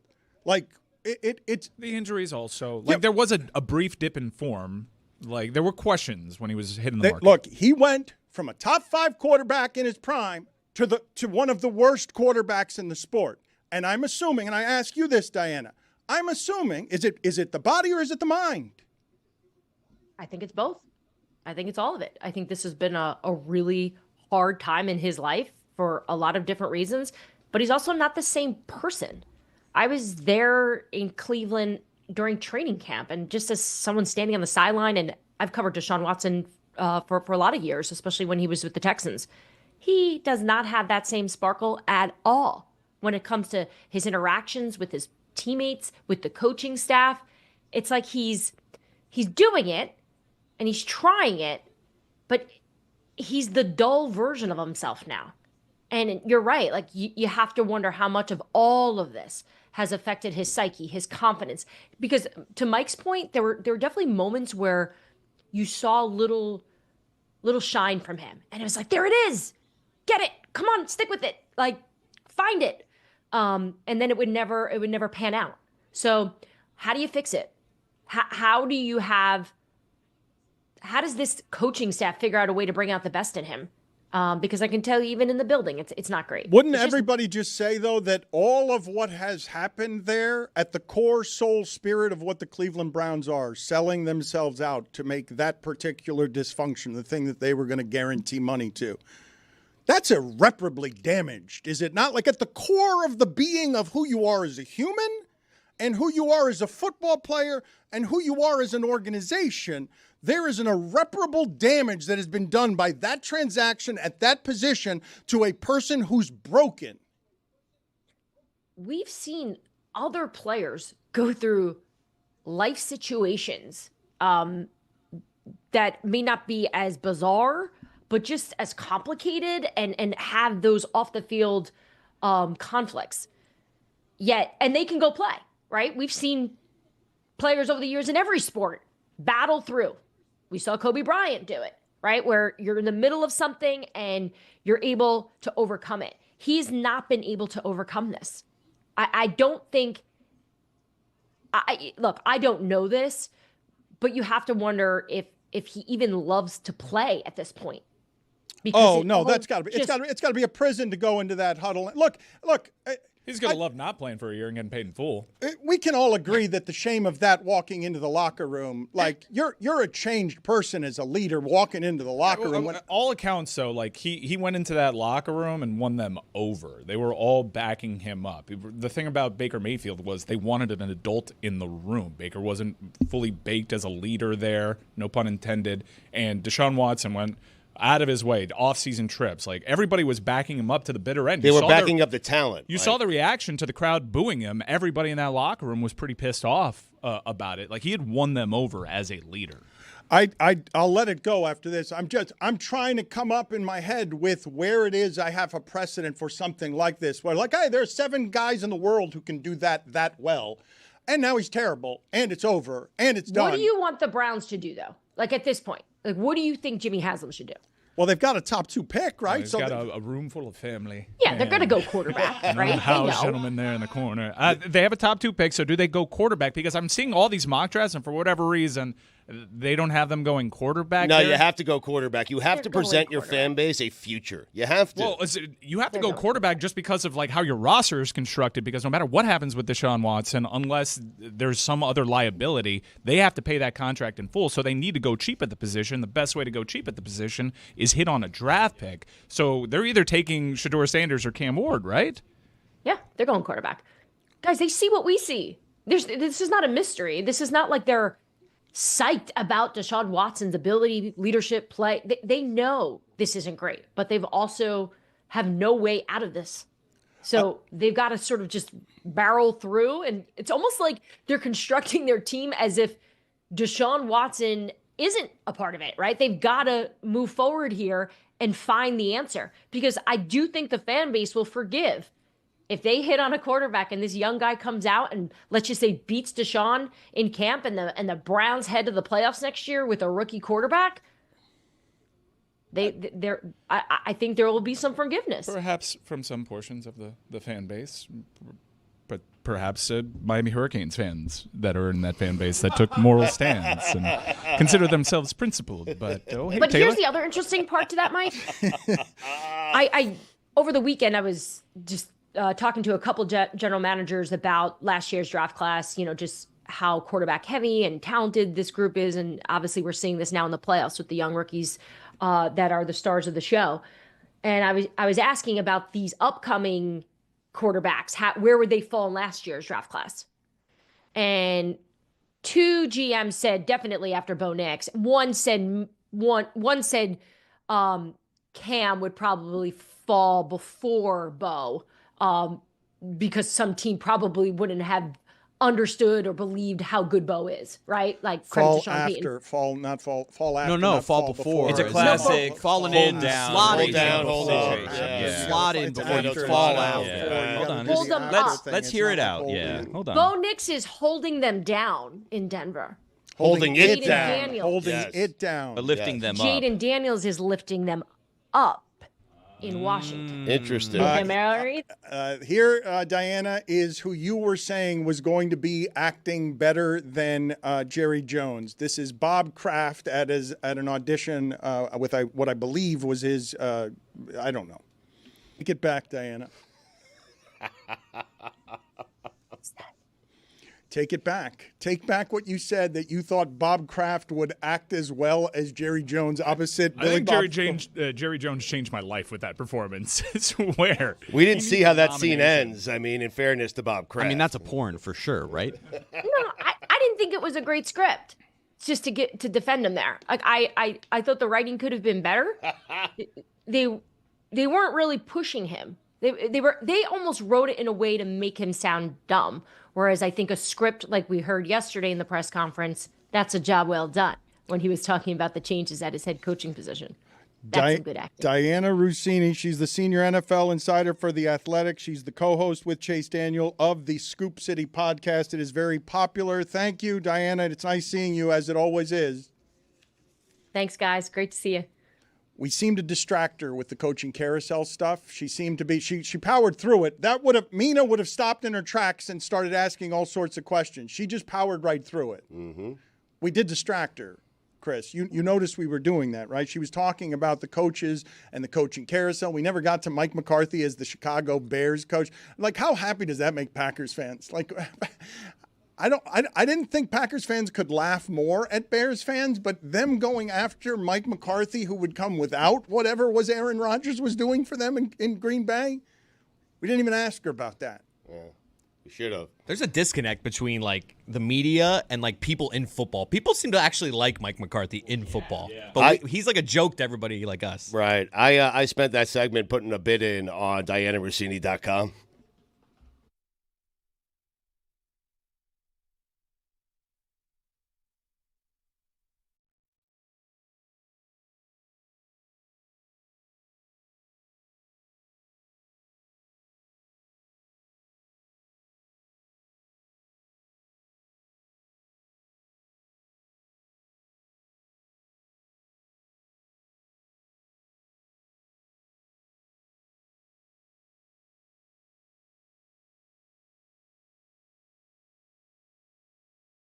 My neck, my back, my Michael Doliak.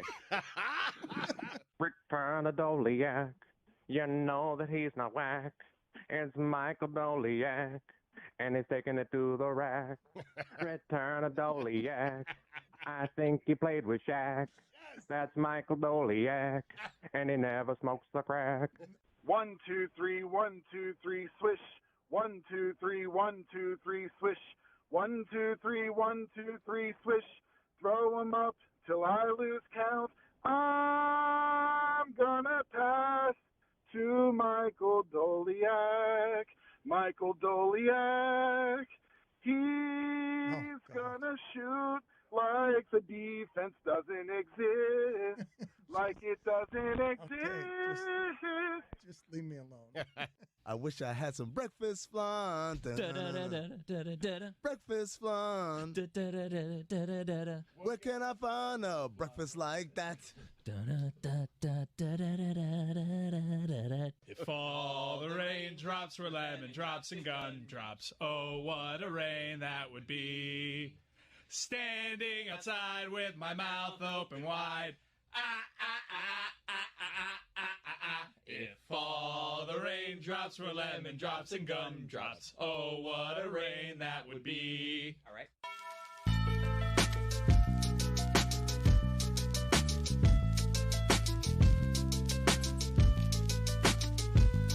Every single day. I cannot just sit back and relax when I see on my feed that Durant won't go out there and bleed or concede that the league ain't what it used to be. Back when dudes wouldn't rest, they play through injuries with significantly lower paid salaries. It's so weak and unspeakable, unbelievable. Please just get out of my sight. Patrick Ewing got out and played night after night with giant bags of ice on his knees, so you all can miss me with this thing called load management. Man, an embarrassment, man. Where Bakuzi at? Y'all can't cut him slack. Dude would get off of the train from Fort Wayne and go straight to the game. You know why? Cause that's basketball. I'm so sick of y'all trying to tell me you can't play in these games. It's absurd and insane with what you're getting paid. I'm upset and outright, so get wrecked. If you can't be like Hamo Jack, if you're hurting, you still go out and earn your check. Patrick Ewing, Paul Silas, and John Hamo Jack. Can't play injured, you can't earn respect. You get wrecked if you can't be like Hamo Jack. If you're hurting, you still go out and earn your check. Patrick Ewing, Paul Silas, and John Hamo Jack. Why can't you all be like Havlicek? Don't quit Havlicek once. Saturday morning, woke up for the game and put on my M's hat. Got in my car and raced to the park. A season to remember. Garcia and Moyer, best staff in the land. Boone's bat brought the heat. Pinella just got ejected again. Yeah. Cameron's in the outfield, no balls hit the ground. Kasahiro Sasaki in for the save. Ichiro is on the bases, yeah, he's flying around. Edgar Martinez is a fan fave. At first, it's Sean Olerud, wearing a helmet in the field too. At first, it's Sean Olerud. We'll lose to the Yankees anyway. Lose to the Yankees. Lose to them anyway. Lose to the Yankees. Yeah, no matter where we play. Lose to the Yankees. Damn, this is blasphemy. At first, it's Sean Olerud.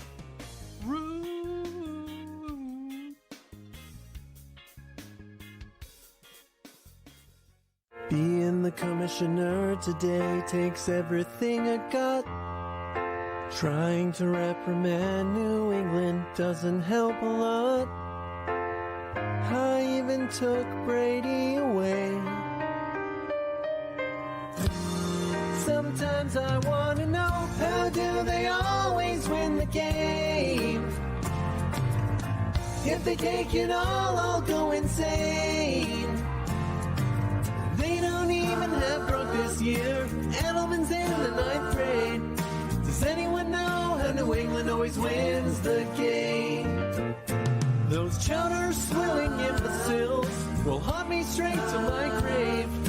I'd sell my soul to see the Patriots lose this game.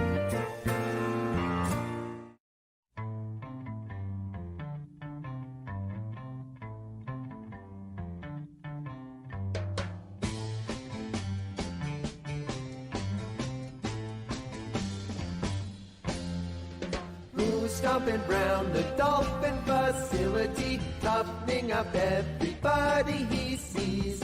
Who's cracking skulls and stealing from rookies? Everyone knows it's Richie. Who's eating nails and poisonous cobras, intimidating guys on his team? Who stole my wife and broke my new glasses? Everyone knows it's Richie. And Richie has monstrous thighs. Be careful, he'll gouge your eyes. Screams racial slurs at black guys. But out of love. But out of love.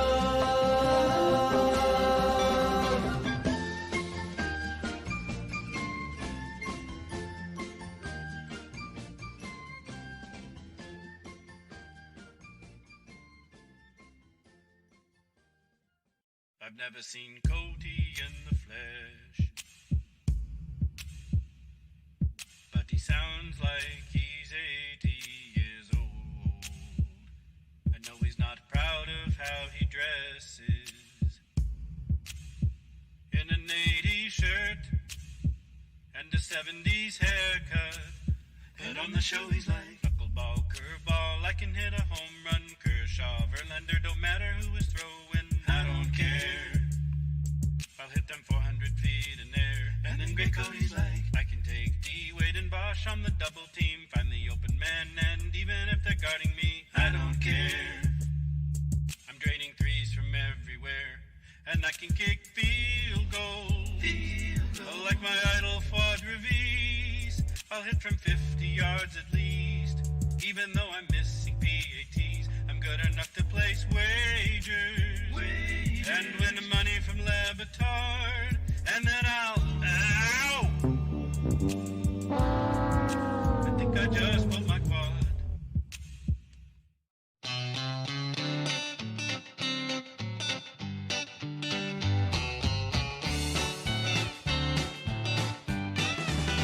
A goodbye rim, look out for him, me oh my oh. His bounce pole goes, look out below and slam belio. When he jumps, the hoop gets thumped on me oh my oh. Son of a gun, here comes big dunk spam out of bio. Jambalayas, posterizers, alley-oopers. When the defense sees him coming, pants get poopered. Picking rolls and screening goes, just say goodbye, oh. Son of a gun, here comes big dunk spam out of bio.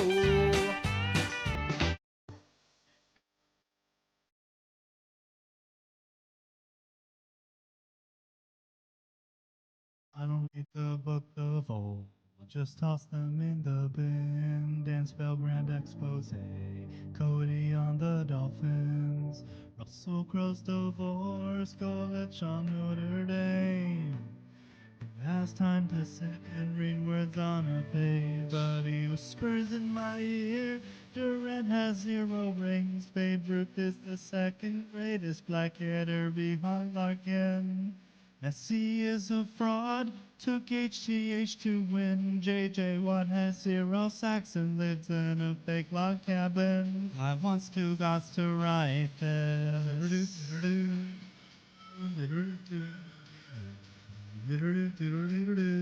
Someone help Stugotz write this.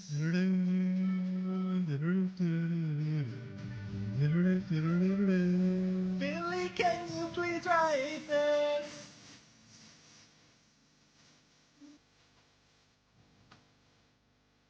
By C.O.B. Billy, write this.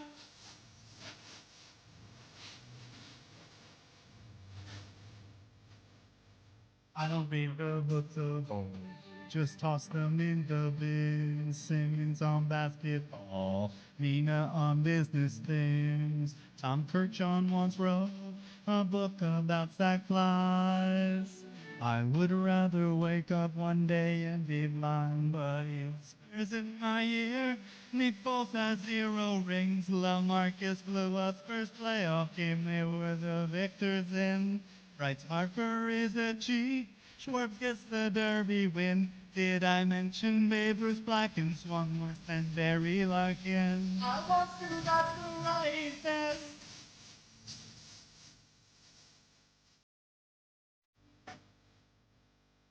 Billy, can you please write this?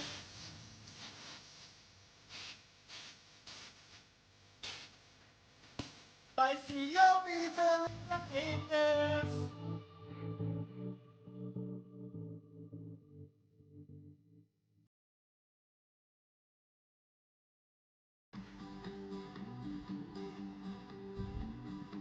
To a tag for lower, spending Sundays, starting quarterback to a Sunday thriving. Now he's driving onto a touchdown. Dolphins touchdown, another touchdown. That's to a touchdown.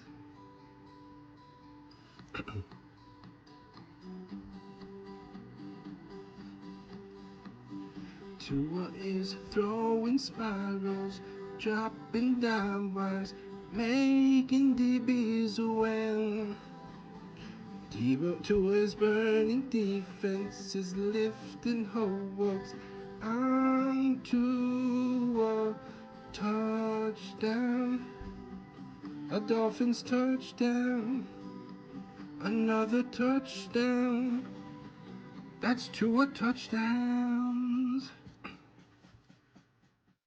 My neck, my back, my Michael Doliak. Rick Doliak. You know that he's not whack. It's Michael Doliak. And he's taking it to the rack. Return of Doliak. I think he played with Shaq. That's Michael Doliak. And he never smokes the crack.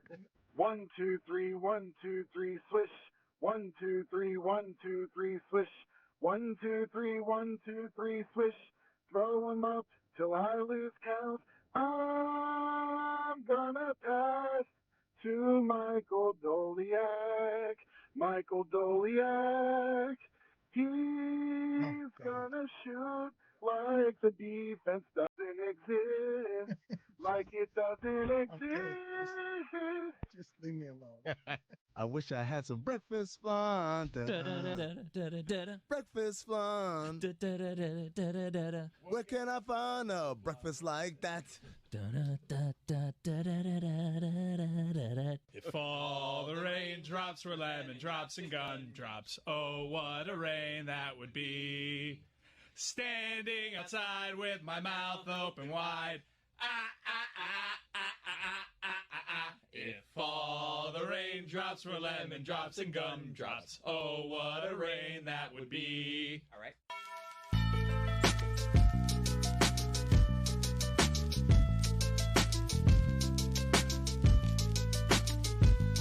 Every single day, I cannot just sit back and relax when I see on my feed that Durant won't go out there and bleed or concede that the league ain't what it used to be. Back when dudes wouldn't rest, they play through injuries with significantly lower paid salaries. It's so weak and unspeakable, unbelievable. Please just get out of my sight. Patrick Ewing got out and played night after night with giant bags of ice on his knees, so you all can miss me with this thing called load management. An embarrassment, man. Where Bakuzi at? Y'all can't cut him slack. Dude would get off of the train from Fort Wayne and go straight to the game. You know why? Cause that's basketball. I'm so sick of y'all trying to tell me you can't play in these games. It's absurd and insane with what you're getting paid. I'm upset and outright, so get wrecked. If you can't be like Hamo Jack, if you're hurting, you still go out and earn your check. Patrick Ewing, Paul Silas, and John Hamo Jack. Can't play injured, you can't earn respect. You get wrecked if you can't be like Hamo Jack. If you're hurting, you still go out and earn your check. Patrick Ewing, Paul Silas, and John Hamo Jack.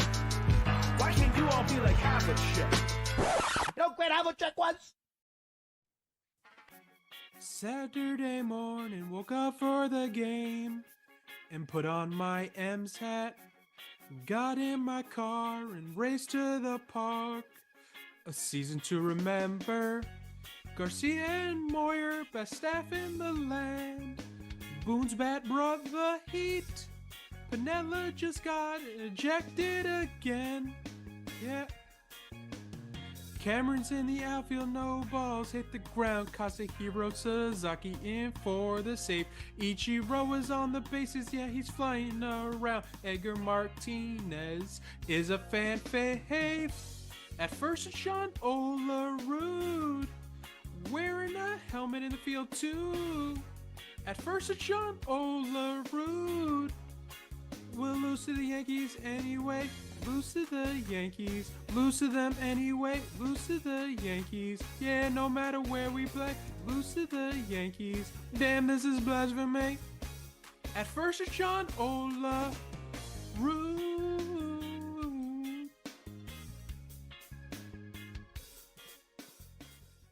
Being the commissioner today takes everything I got. Trying to reprimand New England doesn't help a lot. I even took Brady away.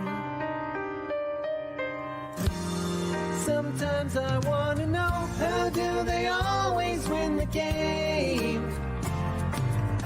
If they take it all, I'll go insane. They don't even have Gronk this year. Edelman's in the 9th grade. Does anyone know how New England always wins the game? Those chowder swilling imbeciles will haunt me straight to my grave. I'd sell my soul to see the Patriots lose this game.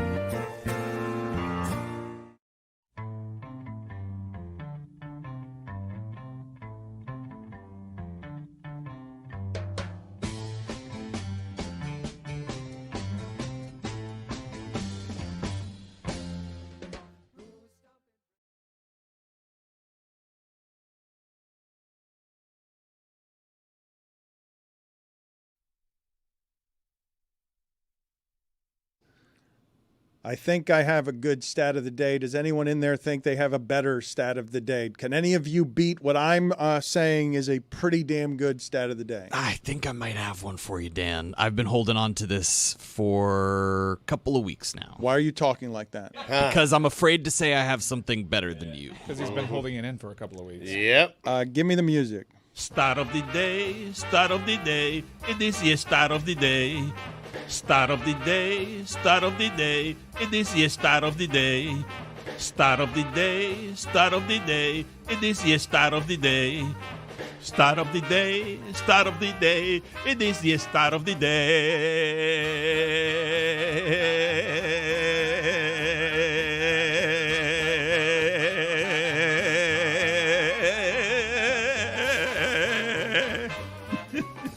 Stat of the day is presented by Miller Lite. I'm going to reveal something here I've never revealed before. You know that Stugotz has beef throughout the top of our industry because Rich Eisen or somebody else accuses him of being a bad person when Stugotz accuses them of stealing something from him. But I am willing to admit for the first time here on the air, we have stolen the stat of the day thing from Dan Patrick. It is totally stolen. Once upon a time, I think I concocted some scenario where he had stolen something from us that I think involved Stugotz. Maybe Super Bowl Saturday. I don't remember what it was. Super Bowl Saturday. And I stole back stat of the day. And I will just tell you that secrets like that will be unveiled at the Super Bowl when Dan Patrick and I get together. I've got plenty more.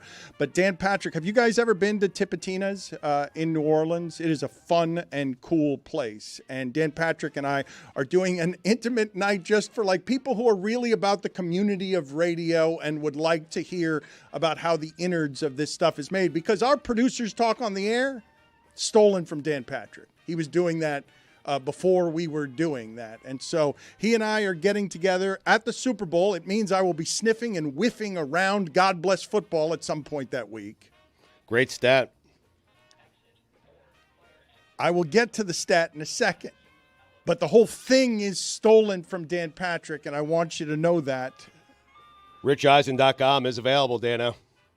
Billy, what were you saying in my ear as I was distracted by the alarm in here? Is the equipment melting again? Because that's what killed Hour 2 yesterday. Is the equipment melting again? Well, I mean, it's a new building. It's like 4 years old, so we're figuring out the kinks.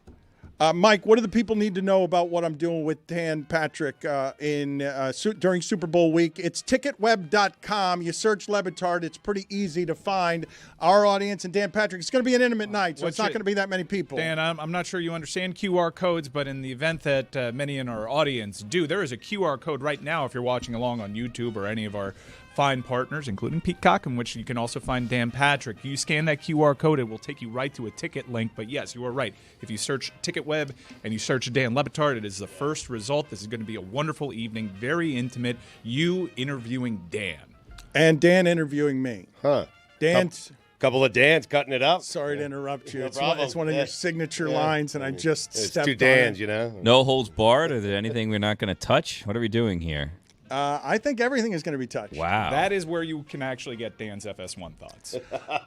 I'm just telling you all that we're telling our audience before Dan Patrick has told his audience, and there are only going to be a few hundred tickets for this sold. No, this is very intimate. It should be an in-demand ticket. This is an event that plenty of people travel to, and there's going to be meet and greet opportunities. We're going to make sure that it's an evening that fans of you or Dan or both will never forget. When do you determine that you should hold something back for the next one? You know what I mean? Like obviously you say we're going to tell all, but you got to hold a little bit back for the next tell all. You know what I mean? You have to determine first whether or not there's going to be a part 2. Ah. Yes. Is there going to be a part 2? Yeah, Paulie interviews Billy. Oh. This could be a series as we partner. Look, man. I want Fritzy. Stugotz, we're really valuable right now. Like, this is the content streaming age. We got our independent thing, and we're in a contract year, and we can become free agents in 6 months. And everybody's in the game now, wants sports content. Like, we can make a series out of teaming up with Dan Patrick. Or we can really cash in on richeisen.com and not need any of this. Mm-hmm. Let's do that. All right, so here's the stat of the day. Oh, yeah. We keep talking about basketball.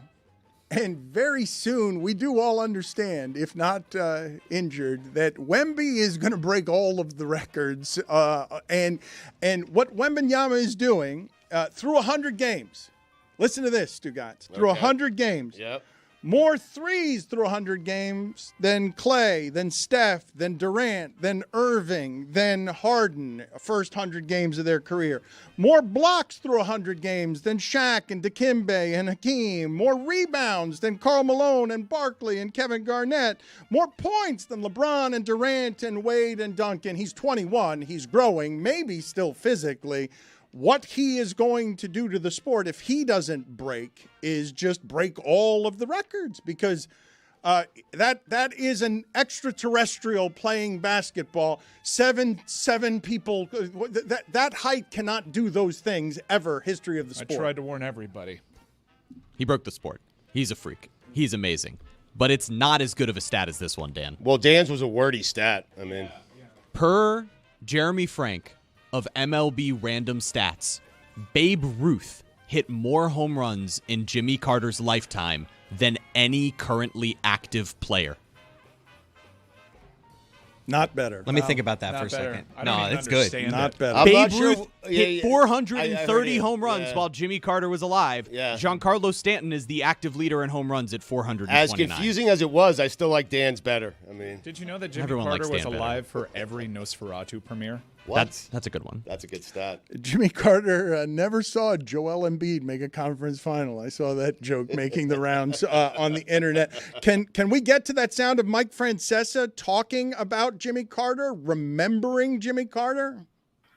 I just see the breaking news that former President Jimmy Carter has passed away at the age of amazingly 100. I don't know if he's the first president to ever make 100. He was not a great president. Love that. A trilogy. We need more of them. Yes, we do. I endorse. He was setting up there. I'm like, he's going somewhere with this. I was. You can wait a second before criticizing. No, you can't. You're Mike Francesa. He's dead. Get there quick before the body's cold. Not a great president. Give it a pregnant pause. That stat was basically just Babe Ruth is a better home run hitter than any active home run hitter. No, it's Jimmy Carter's old. That's no, what it's it not. is. No, because the stat was Babe Ruth hit more home runs than any active MLB player. No, Babe Ruth hit more home runs while Jimmy Carter was alive. 430 of his 700-plus home runs. Do you see what you've done to the I show hate this. after promising that your It's stat... a good stat. That's a great stat. Thank this you, is on Chris. you. Whoever doesn't like the stat, it's on you. You got to look in the mirror and just It's on accept you it. guys. That's a damn good stat. I'd put it up for a vote. Democracy in honor of Jimmy. I like Mike's. How he would have liked it. Not a good president. Mike's is the best. Chris, you are of the belief, are you now voting? Because I would like our stat of the day to evolve into a growing competition between people trying to top each other with a giant prize at the end of the season for whoever it is that gets this particular victory. Watching a game with you? Or? I can't wait gonna have to be another Taylor one. to submit 12 videos. Little Rays game? I mean, in the future, you can watch a game with me and Dan Patrick. That would have some value. Like if we were to partner in a way that would conquer the streaming wars. Chris, can you help me navigate how we turn this into a competition? Because you're voting publicly for Jeremy's stat over the Wembanyama stat that I gave I you. was more just arguing that it's a good stat. They're both good stats. I'm going to go with Jeremy's though over Mike. Yes, I will say that. That's just my vote. Okay. It's a controversial one. And I know you don't like those controversial waters. You like to be right in the middle. But you're siding publicly with Jeremy. Billy, you didn't understand what the hell Jeremy was talking about. Chris is saying that's on you. Okay. I mean, it's not, but that's fine. Siding with me here is a dangerous game. Well, I Chris. was You confused. might not want to do it. I was confused by what it is that you were giving as a stat. But my stat was very long, as Stugotz correctly criticized. And confusing, yeah. Well, was it confusing? Slightly less confusing, Well, yeah. How was mine confusing? How was my stat of the Why day? don't you read it again? Let's hear it. Yeah. From the beginning. All right. All of it. Yeah. Wembanyama through 100 games of his career. Why'd you guys do that? You know what, Jeremy? Get out of here. Again. Get out of here. Minor penalty, 2 minutes for boring.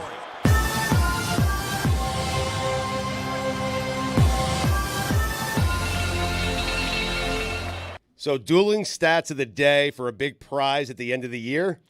I think we could do that in a way that is fun. You guys see what's happening throughout the industry. Billy was making fun of it earlier about how everybody's in the content game now. But Dominique Foxworth is having a live show. He's having a live show where the trivia is Bomani against Dan Graziano for sports nerd trivia greatness for all time.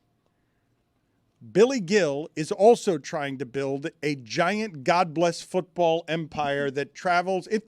Billy Gill and Stugotz did a coast-to-coast football tour that they invented on the fly. I believe competing stat of the days might be a better March Madness tournament than the one you've presently designed for us that it just has me going to a college basketball game with somebody. I mean, That one was approved. We're going to put Jeremy's as a, 7 seed? I mean, I'm down to torment the fans if that's what you want. Have them vote for a 3-month-old stat from Jeremy. We have big breaking NFL news. We do? Yeah. That's not the order that usually happens in.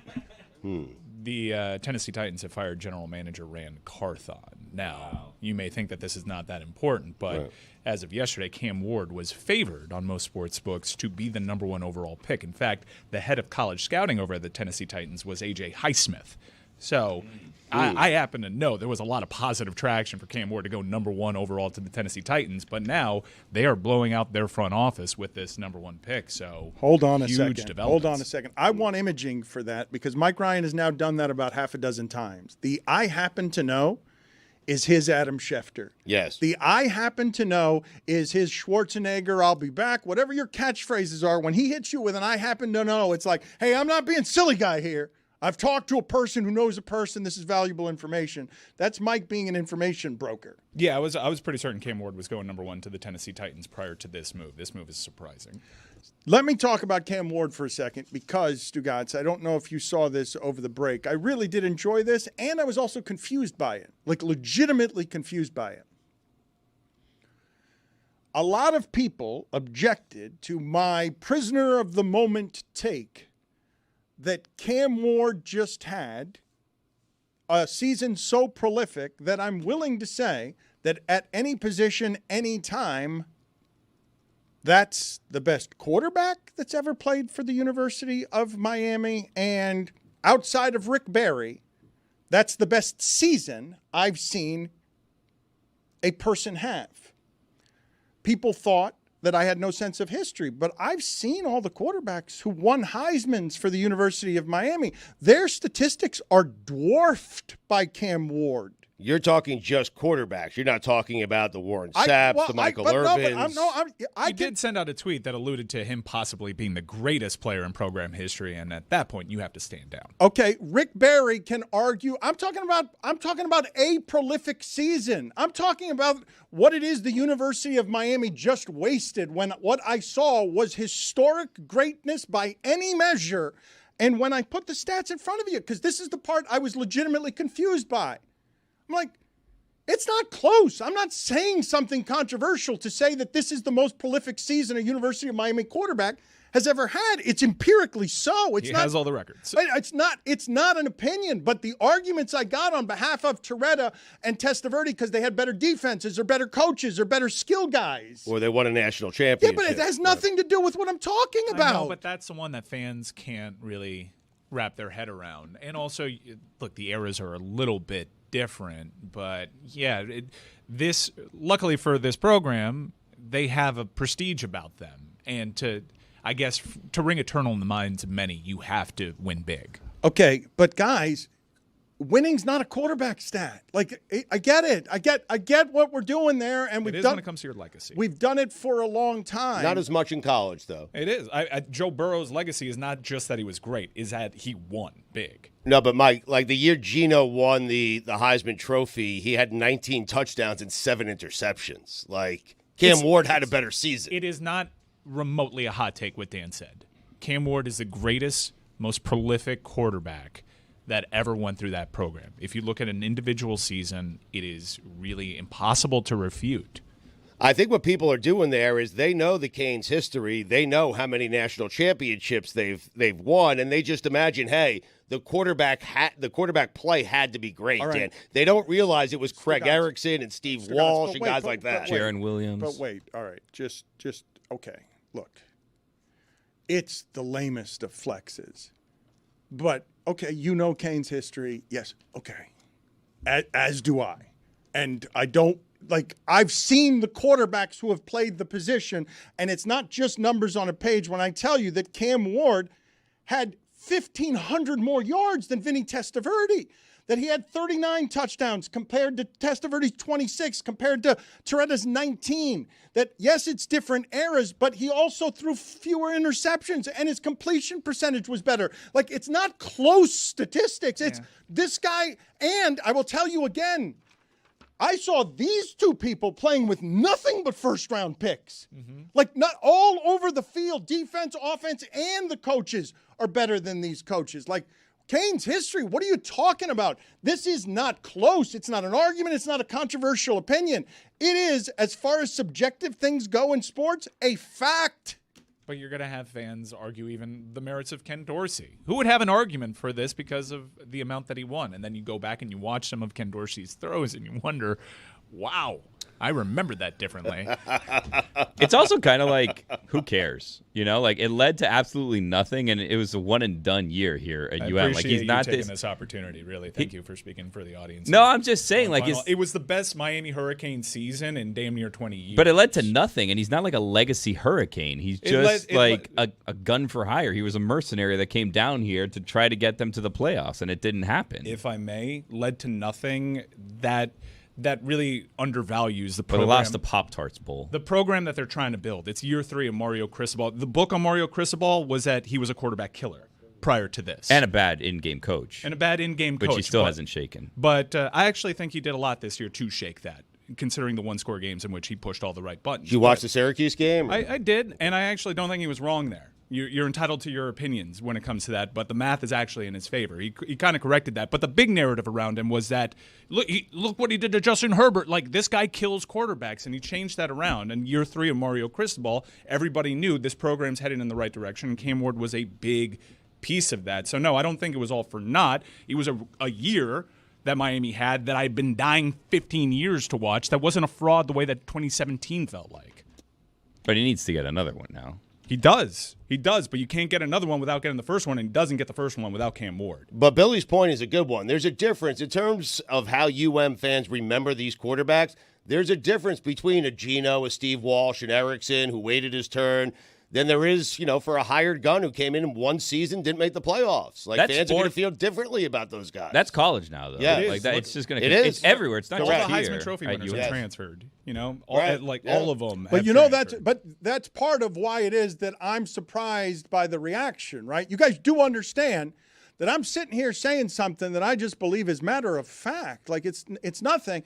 The reaction was, when I tell you what is the cost of everything that we're watching here, where it's not going to be amateur anymore, people will protect their memories from being cheapened because of everything you just mentioned that is meant to diminish Cam Ward when he's going to be the number one pick. Like everything that just happened with Cam Ward, if he's not the number one pick, he's number 2, and it is an ocean between 2 and 3. So Miami got him cheap. I've watched enough Hurricane football to know they didn't fix their problems. Those aren't first-round picks running all over the field. Cam Ward, you're denying him his greatness based on his defense wasn't good enough, his coach wasn't good enough, the recruiting wasn't good enough, the skill guys weren't good enough, and I just saw a guy dominate at the position the way I've never seen as someone, and forgive me for the pridefulness in this, but if you're going to allow me to be a gatekeeper on anything in sports, the University of Miami's history is something that I've covered since the beginning, and I'm not prisoner of the moment. I'm awed by what I just saw, and I think Miami wasted it. Yep. Like, they wasted something that you never get. They did. It was a blown opportunity. It ended in a bummer. But I will say, the amount of shit that Cam Ward caught for opting out of the second half, which is bullshit. He didn't opt out of anything. In fact, he played more than anybody had actually planned for. Emory was taken. They were going to evaluate Emory Williams in that game. He played too much. And it was discussed. If you don't think he didn't talk to the NFL teams that were eyeing him, because I've heard that take out. You happen to know. I know this. Like this Wait was a minute, discussed. is that another stat? I happen to know. That I know I this. happen to know. Right. Like this was discussed with NFL teams. Think about what he did. Watch the film of that first half against a top 5 pass defense. Cam Ward was missing 3 of his 4 top receivers in that game. He was missing 3 of his top 4 receivers in that half against a top 5 pass defense. And the guy was just putting on a masterclass. He makes 6 throws a game that I'm like, those are all like the maximum professional throws. But you guys know what's going on here. It's never been easier to make the college football playoffs, and with Cam Ward having that great season, they still didn't make the playoffs. So, I mean, that factors into how people feel about the season. All right, cool. Who's the greatest quarterback in Wyoming history? It's Josh Allen. They didn't win shit with him. Mike, I'm not saying that I care. I don't. I don't care who the greatest quarterback in UM history is. I'm just saying that's how fans look at it. That's all. I totally get the fan perspective because this is a program in which, like, Billy is right to seize on. They don't even have a Pop-Tart toaster trophy to show for it. It's a shame that this season worked out that way there. But Dan is irrefutable, like, from an optics perspective and from a counting stat perspective. It's just Miami fans think that you have to do some winning there. But it's also not how sports works, right? Because, like, the best Heat player in franchise history is LeBron James. Right. But everyone will tell you it's Dwayne Wade when it was LeBron James. He's the best. Because Dwayne's he was only here. I had to. It's a distinction. That's a distinction. Best versus greatest, and that's the distinction here. If you're a Canes fan, you're applying that to the quarterback. LeBron's the greatest and the best. How about that? Wow. Wait, you said Michael Jordan was. No, he's talking about the Of Heat. all time, Yeah. talking Heat. Well, the Heat did retire Jordan's just a number. moment. Carried away. Jordan or Marino? You were the greatest and the best. Get out of here. I thought if you're the greatest and the best, then you're the greatest and the best. I thought we had I thought that's what. I think you guys are ignoring, and I know that the Rand Carthon thing was an on-ramp to this discussion, but you guys are ignoring the fact that this opens up the door for the Cleveland Browns to potentially acquire Cam Ward now with the number 2 overall. All right, I want to do I happen to know. Let's do weekend observations. Is that going to bring Mike back if that happens? I think so. I think he's just announcing that. I think. What if Deshaun's still on the roster, though? Look. I mean, he's never going to play again. I happen to know that. He's going. They can't do anything. They need that. They're just going to cut him. Yeah. He's going to pay. They're going to pay him all the money, and he's just going to go away. Mike, don't throw that I happen to know around flippantly. I want to put some strength he's between done. your I happen to know. He's done. Deshaun Watson's not throwing another pass for the Cleveland Browns. Okay. We need to report. I happen to know. Okay, we're going to do weekend observations in a second. But Why did I get so jacked up when I saw that the Titans fired Rand Carthon? Mike What is happening to Ryan, me? Mike, you broke into programming. I have, in our history as a show, I have delighted in any number of things. But one of them, to have some funny, poignant, artistic, and interesting thing spring from around all of the shit that Deshaun Watson was. Mike Ryan taking the moral stand of giving up his childhood allegiances over, that's a bridge too far, Cleveland Browns. I cannot support you if that's what your quarterback is going to be. He's now announcing that if they draft Cam Ward, he's back. And I think we have to allow it. Hawkins gave me permission, and I will say though there is a strong chance that wherever Cam Ward went, I'd just support that team because right now, if I had to identify with any team, I identify with Baker Mayfield. Baker Mayfield is my team. I watch the Bucs more than anybody else because he's my guy, and Cam Ward, you're my guy too. So Hawk is the gatekeeper on this. He said I was allowed. So, and I think most people can understand this, and also I think what buys me a lot is most people know that it wasn't BS with me. They know. Well, I wasn't secretly watching. I wasn't they freebasing. accused you of BS, and you proved to take the righteous stand. People can accuse you of virtue signaling, but you did signal virtue, and then you followed through with it because you gave up your allegiance. But Billy, do you have any? One of the things that happens when Mike gets aggressively homerific around all things University of Miami is everyone has to run scared because you will get chewed up because you've been fighting the internet for years, and it's clearly not healthy. You were trying to get in on Mike and explain you didn't win the Pop-Tarts. Greatest UM quarterback ever. My ass. Well, it was a pop shot.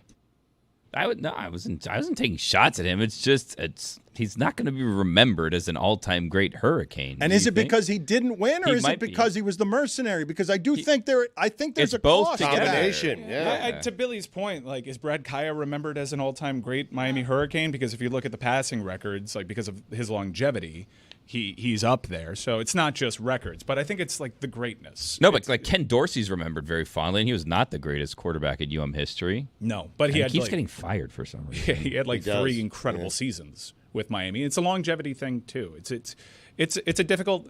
I don't really know how to judge him, but also being the number 1 overall pick at that position for Miami, that also doesn't happen all that often. Miami hasn't had a number 1 pick in a very long time. Testaverde? Was the last time? Yeah. I know how to judge Ken Dorsey and those college numbers that you romanticize.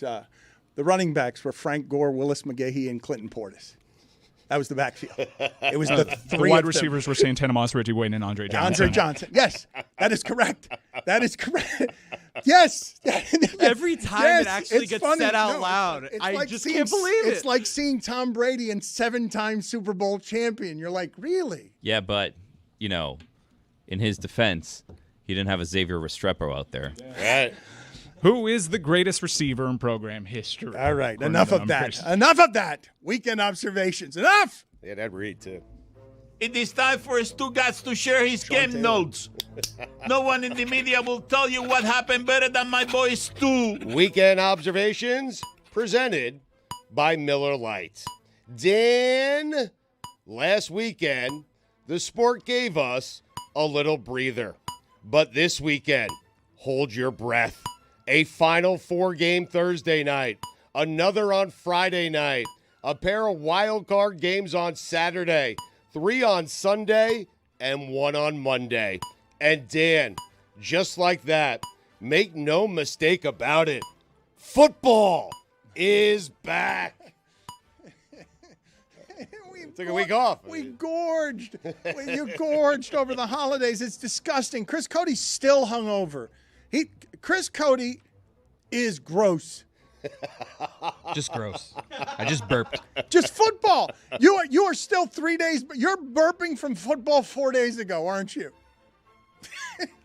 Put it on the poll, Juju. Are you burping from football 4 days ago? Football's back. Huh? You excited for the weekend? I mean, Thursday through Monday. How can football be back? It has never for 1 minute been gone this season. A little breather last weekend. It does it once in a while. Greedy. Yeah. They come in. NBA gives you 4 gives you 4 game-winning shots. NFL gives you 31-2 and nothing, and then dwarfs the numbers. It wouldn't be Saturday of Super Wildcard Weekend if it didn't involve the Houston Texans. It's true. It's a staple. It's true. Gerard Mayo's worst loss was that win. Dan, you know what the B in Boise State stands for? I do not. Blah, blah, blah. I'm sorry to Boise State. Speaking of Boise State, they still playing that blue turf? It's annoying. Enough. It's a gimmick. It's what you're known for. No one takes you seriously because you play on blue turf. Is that true? You want me to take you seriously? Play on some fresh green grass. Really? Yeah. Okay. So do you guys agree with that? The blue turf hurts Boise? It's for sure what they're known for. It's like the first thing I think First of. thing that comes to mind. But it's not. I thought it was positive. It's negative? Yeah. It's their brand. It's a gimmick. I mean, yeah. But do a lot of people criticize? I thought people just generally like that there's one team in the sport that has a different field than everybody Have you ever else. seen Eastern Michigans? I always think I'm colorblind. Yeah, it's weird. I always think something happened to me. Yeah. I want one person on that committee to admit to me that they were rooting for Arizona State. They were. They needed an upset. They didn't get it. Anyway. What a great game, man. It was the greatest Elite Eight game of all time. Arizona State, sneaky good this year. How Number about 5. Cam? Like he backed up all that talk. Like after you see what Genty did against Penn State, and he went up against. Do you know how elite Texas is at those goal line stands? Yeah. Every time their defense is needed to stand up, he's there, and they're Ohio there. State is the only team that's better at that. Tough guy football on the goal line. Texas is unreal, and Arizona State met power with power. It's such a primitive form of football. How good are you on the goal line? Dan, you know what the C in Cameron Scatabo stands for? I do not. Zonka, Dan. It stands for Zonka. That's a good one, Stugotz. Yes, that was fun. How crushing is it to be Arizona State and know that this year, we're good enough to beat anybody. We could have have 3 losses, but we're good enough to beat anybody. Is there anything more deflating than an underthrown ball that wasn't done on purpose still burning your ass? Because that kept happening to Texas. It was a little lucky. Riley Leonard, put some pants on. Guy's playing in shorts. It's weird. Or pull up the socks. Georgia walk-on cornerback. Walk-on doesn't mean walk on the field when the ref is sprinting down the sideline. Hey, walk on. Next time, walk off. Wow. I was introduced to Nitro Tuggle of Georgia. Is that his real name? That is a great name for a wide receiver. That's not a nickname. Nitro Tuggle? Yes, Nitro. Jesse Tuggle's son? I don't know. All I saw was Nitro Tuggle, and I'm like, really? That's a great. What athlete would not want the name Nitro? What wide receiver wouldn't? The biggest loser from the Notre Dame and Georgia game was Brian Kelly. Going from Brian Kelly to Marcus Freeman is like getting broken up with and dating Miss America next. Notre Dame just didn't win the breakup. They dominated the breakup.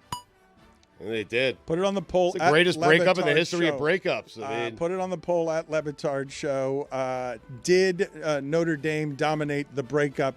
It's going to be fairly hard to explain to your grandkids how it is that Northern Illinois beat the eventual national champion if Notre Dame only has 1 loss this season. Mm-hmm. Nitro Tuggle's real name is Nitarion Tuggle. Okay, unfortunate. Which is pretty I good. think that's even cooler. That's kind of amazing. I agree. Where does the nitro come from? Nitarion. Dan, you know what the D in Dan Lanning stands for? I do not. It stands for do it in the playoffs. The committee made many mistakes, none bigger than allowing Oregon into the playoff. Dan Lanning, enough. I'm tired of that guy. Seriously. Greatest coach in America, my ass. Put it on the poll, please, Juju. Dan Lanning, greatest coach in America, my ass. Yes or no? You know what I like to say, Dan? One word. Just one word. If it walks like a duck, if it talks like a duck, it's not going to the college football Final Four. It's funny. I do know a coach that won a Rose Bowl there. Cleaning a golf ball on the course and proceeding to immediately drop it into the sand beneath you. Annoying. Why is there sand there? Sand is dirty. I'm cleaning. I'm in a cleaning zone and there's sand. Anyway, top 5 annoying things that could happen to you on a golf course. Golf course problems are a segment. Look, Stugotz would like to spend his retirement. Just let me do 5 minutes of my golf course problems. Going to do it right now. Number 5, leaving your club just off the green and having to make the drive of shame to go back and get it. The worst. Number 4, grabbing your 9 instead of your 6. This is the show Stugotz wants to do in retirement, just complaining about golf stuff. Number 3, forgetting or losing your lighter. Number 2, carts that stop when you've gone into restricted areas. If the sadly like reverse out of it. Yeah, you're stuck. This is so country club Stugotz. Stugotz not looking in a mirror on this one is so good. Yeah, why don't I just get to drive wherever I want? Because you're someone who would just drive wherever you want. So they've got to stop the cart because you're the ape. You're the ape who would just drive through the stand trap and leave your marijuana and your joints there. Yeah, number 1. High winds that prevent me from lighting my marijuana. I knew that's where You're like going in circles trying to find where the wind's Oh, not yeah, going. you're like tucked inside the cart. You're in the little little cubby in the cart. You're like leaning ass forward. crack is hanging out. Stugotz he's a golf course menace. A menace. Where was I? Losing your lighter. Can you imagine? Stugotz just wants to take a shortcut back to his weed. I'm going to drive through 7 sand traps at 100 miles an hour in my Jets golf cart. I don't want to be stopped. Yeah. Congratulations to Times Square on New Year's Eve. The biggest ball drop in New York since Aaron Judge in the World Series. It's a good joke. Oh, yeah. Taylor. Taylor's getting better at these. Good job, kid. Chiefs resting their starters. Big mistake. Really? Yeah. Wait a minute. You send me out of here? I got more to do. I can't do this. Can I do them from the penalty box? Billy and Stugotz were trying yesterday to find out what the Kansas City Chiefs were before they were the Kansas City Chiefs. They were trying to figure out Dallas Texans. A loophole around Chiefs talk because Stugotz wants to be entitled to Chiefs talk. Do we lift the ban? Because he's questioning for 2 years and they've won both Super Bowls. And I mean, he's going to be right eventually. Yeah, well. Do we lift the ban to let him get it wrong again? I think it's better to lift the ban so that he can fire off as many of these bad takes as possible so that when they win it, we have more ammunition than just the old takes. Give him his own shovel. He's got two all-time questioning. He questioned Mahomes as quarterback. I questioned benching Alex Smith for Patrick Mahomes, and then last year I said this is the year to get him, and I said it again yesterday. This is the year to get him. He's not been allowed to say that all season because his opinions on the Chiefs should be null and void. I don't know how you cheapen them more. They can't be more wrong. They're historically wrong opinions. Billy, do we lift it? I mean, you have faith in this 15-1, 16-1 Chiefs team? It's 15-2, and it's not that I have faith or I don't have faith. One. It's because Stugotz, he can't be trusted here. Can't be. What do you mean? Hey, LeBron, got news for you. If the NFL wants Christmas, they'll take Christmas. That's the truth. The drug-sniffing dog at the airport always scares me. Put it on the poll, Juju. Even if I don't have drugs on me. At Le Batard Show, does the drug-sniffing dog at the airport always scare you? It's because Stugotz is always doing something suspicious, and he doesn't trust that dog to not be able to smell the suspicious. I just never know if I've taken all the weed out of my backpack. I always assume that those are just bomb-sniffing dogs. Yeah. They're drug-sniffing. Okay. Any dog that's sniffing scares me. They're both. They're both. What if the dog's having a bad day or just wants to be kind of like a dick? If you're going to talk the talk, you better walk the walk. On Saturday, Mike Tomlin looked a lot colder than Zach Taylor. You know what the T in Tomlin stands for, Dan? I do not. Talk the talk, better walk the walk. Yeah. I mean, he looked old and he looked cold. Yeah. He did. It's over. What? We'll get to that in a minute. Wait a minute. What is over? Tomlin. What? It's overrated. I mean, you do realize we'll get to it. They could beat the MVP again. All they have to do in the playoffs is score more than 13 points, and they got Lamar right where they want him. Mm-hmm. So, and this is like the perfect setup for Tomlin. What are you saying? Steelers. What are you saying? I'm saying Mike Tomlin is overrated, and it's over. You may regret this. That's what I'm saying. I hope this one ages like guac. If I come to your house over the holidays and one of the things you're offering has powdered sugar on it, guess where it's going? Yeah, your tummy. Wow, we got it. Yeah. In my belly. That's right, right in the belly. That's where it's going. Lamar Jackson, do it in the postseason. Yep. The Lamar Jackson top 5 people who need to do it in the postseason list. But don't do it this week because you embarrass me with my take. Right, not this week. Is it all right? He's put the stakes out there, people. Stugotz likes to get all the takes out there so he can never be wrong. So he can say I got the one right, even if I didn't get the other one right. You have Tomlin and Russell Wilson beating Lamar Jackson. You have that happening. Yeah, I've seen it. I mean, multiple times. Wouldn't we argue that the team that Lamar least wants to see because they've seen him so often and they're the only one that can actually do anything against him is the Steelers? That's right on. It's over. Number 5, Dan Campbell. Nice little story. You make it to an NFC Championship game. You better start winning, because if you don't start winning, Detroit's going to start getting mad at you. Whoa, wait a minute. Already? We have not talked for 2 days about number 5, the signature victory at the end of the season, Yeah. which is the Lions doing that to the Vikings, which is exactly how Sam Darnold is going to get his season ended. Mm-hmm. Number 4, Sam Darnold. A lot of people questioning whether or not he could do it in the postseason, Dan. He better do it in the postseason. Every time he loses, zeros come off that contract. How about that? Huh? He's made himself a lot of money no matter Well, what. he lost himself some money last week.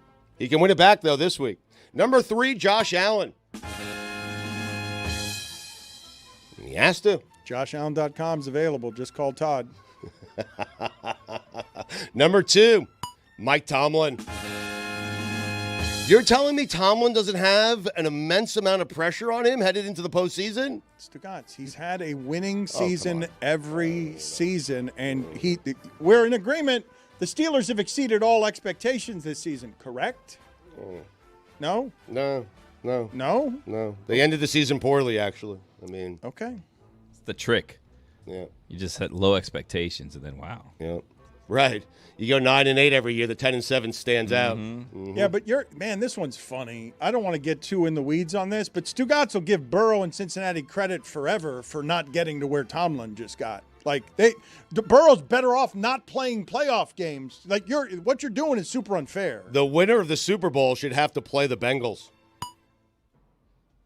Put it on the poll, Juju, at Le Batard Show. Should the Super Bowl winner then have to play the Bengals for the Super Bowl win? Who's hotter than the Bengals right now? No, I mean, name a team. No, it's the greatest. It's the Stugotz dream scenario of he can say whatever he wants because they don't actually have to play the games. Yep, thank you. It's wonderful. Number 1, Patrick Mahomes. What? Dan, if you're chasing the all-time great, chasing the GOAT and Tom Brady, you have to do things that Brady has never done. What did Brady never do? Win 3 straight. You think what does Mahomes have a chance to do? Win 3 straight. You think you know what? If not now, when? I mean, Stugotz major penalty, 5 minutes for talking about the Chiefs. I mean, I'll finish these later, but someone's coming for him, Dan. I don't know when it's going to happen, but people are coming. Bryce Young is coming. I'm sorry. Lamar wasn't on the list? I'm sorry. You have to No, go. he had naming rights to the list. You have to go. It's his list. I mean, it goes without saying. I'm sorry to do this. Before I go, here come the Leafs. They're going to miss Austin Matthews.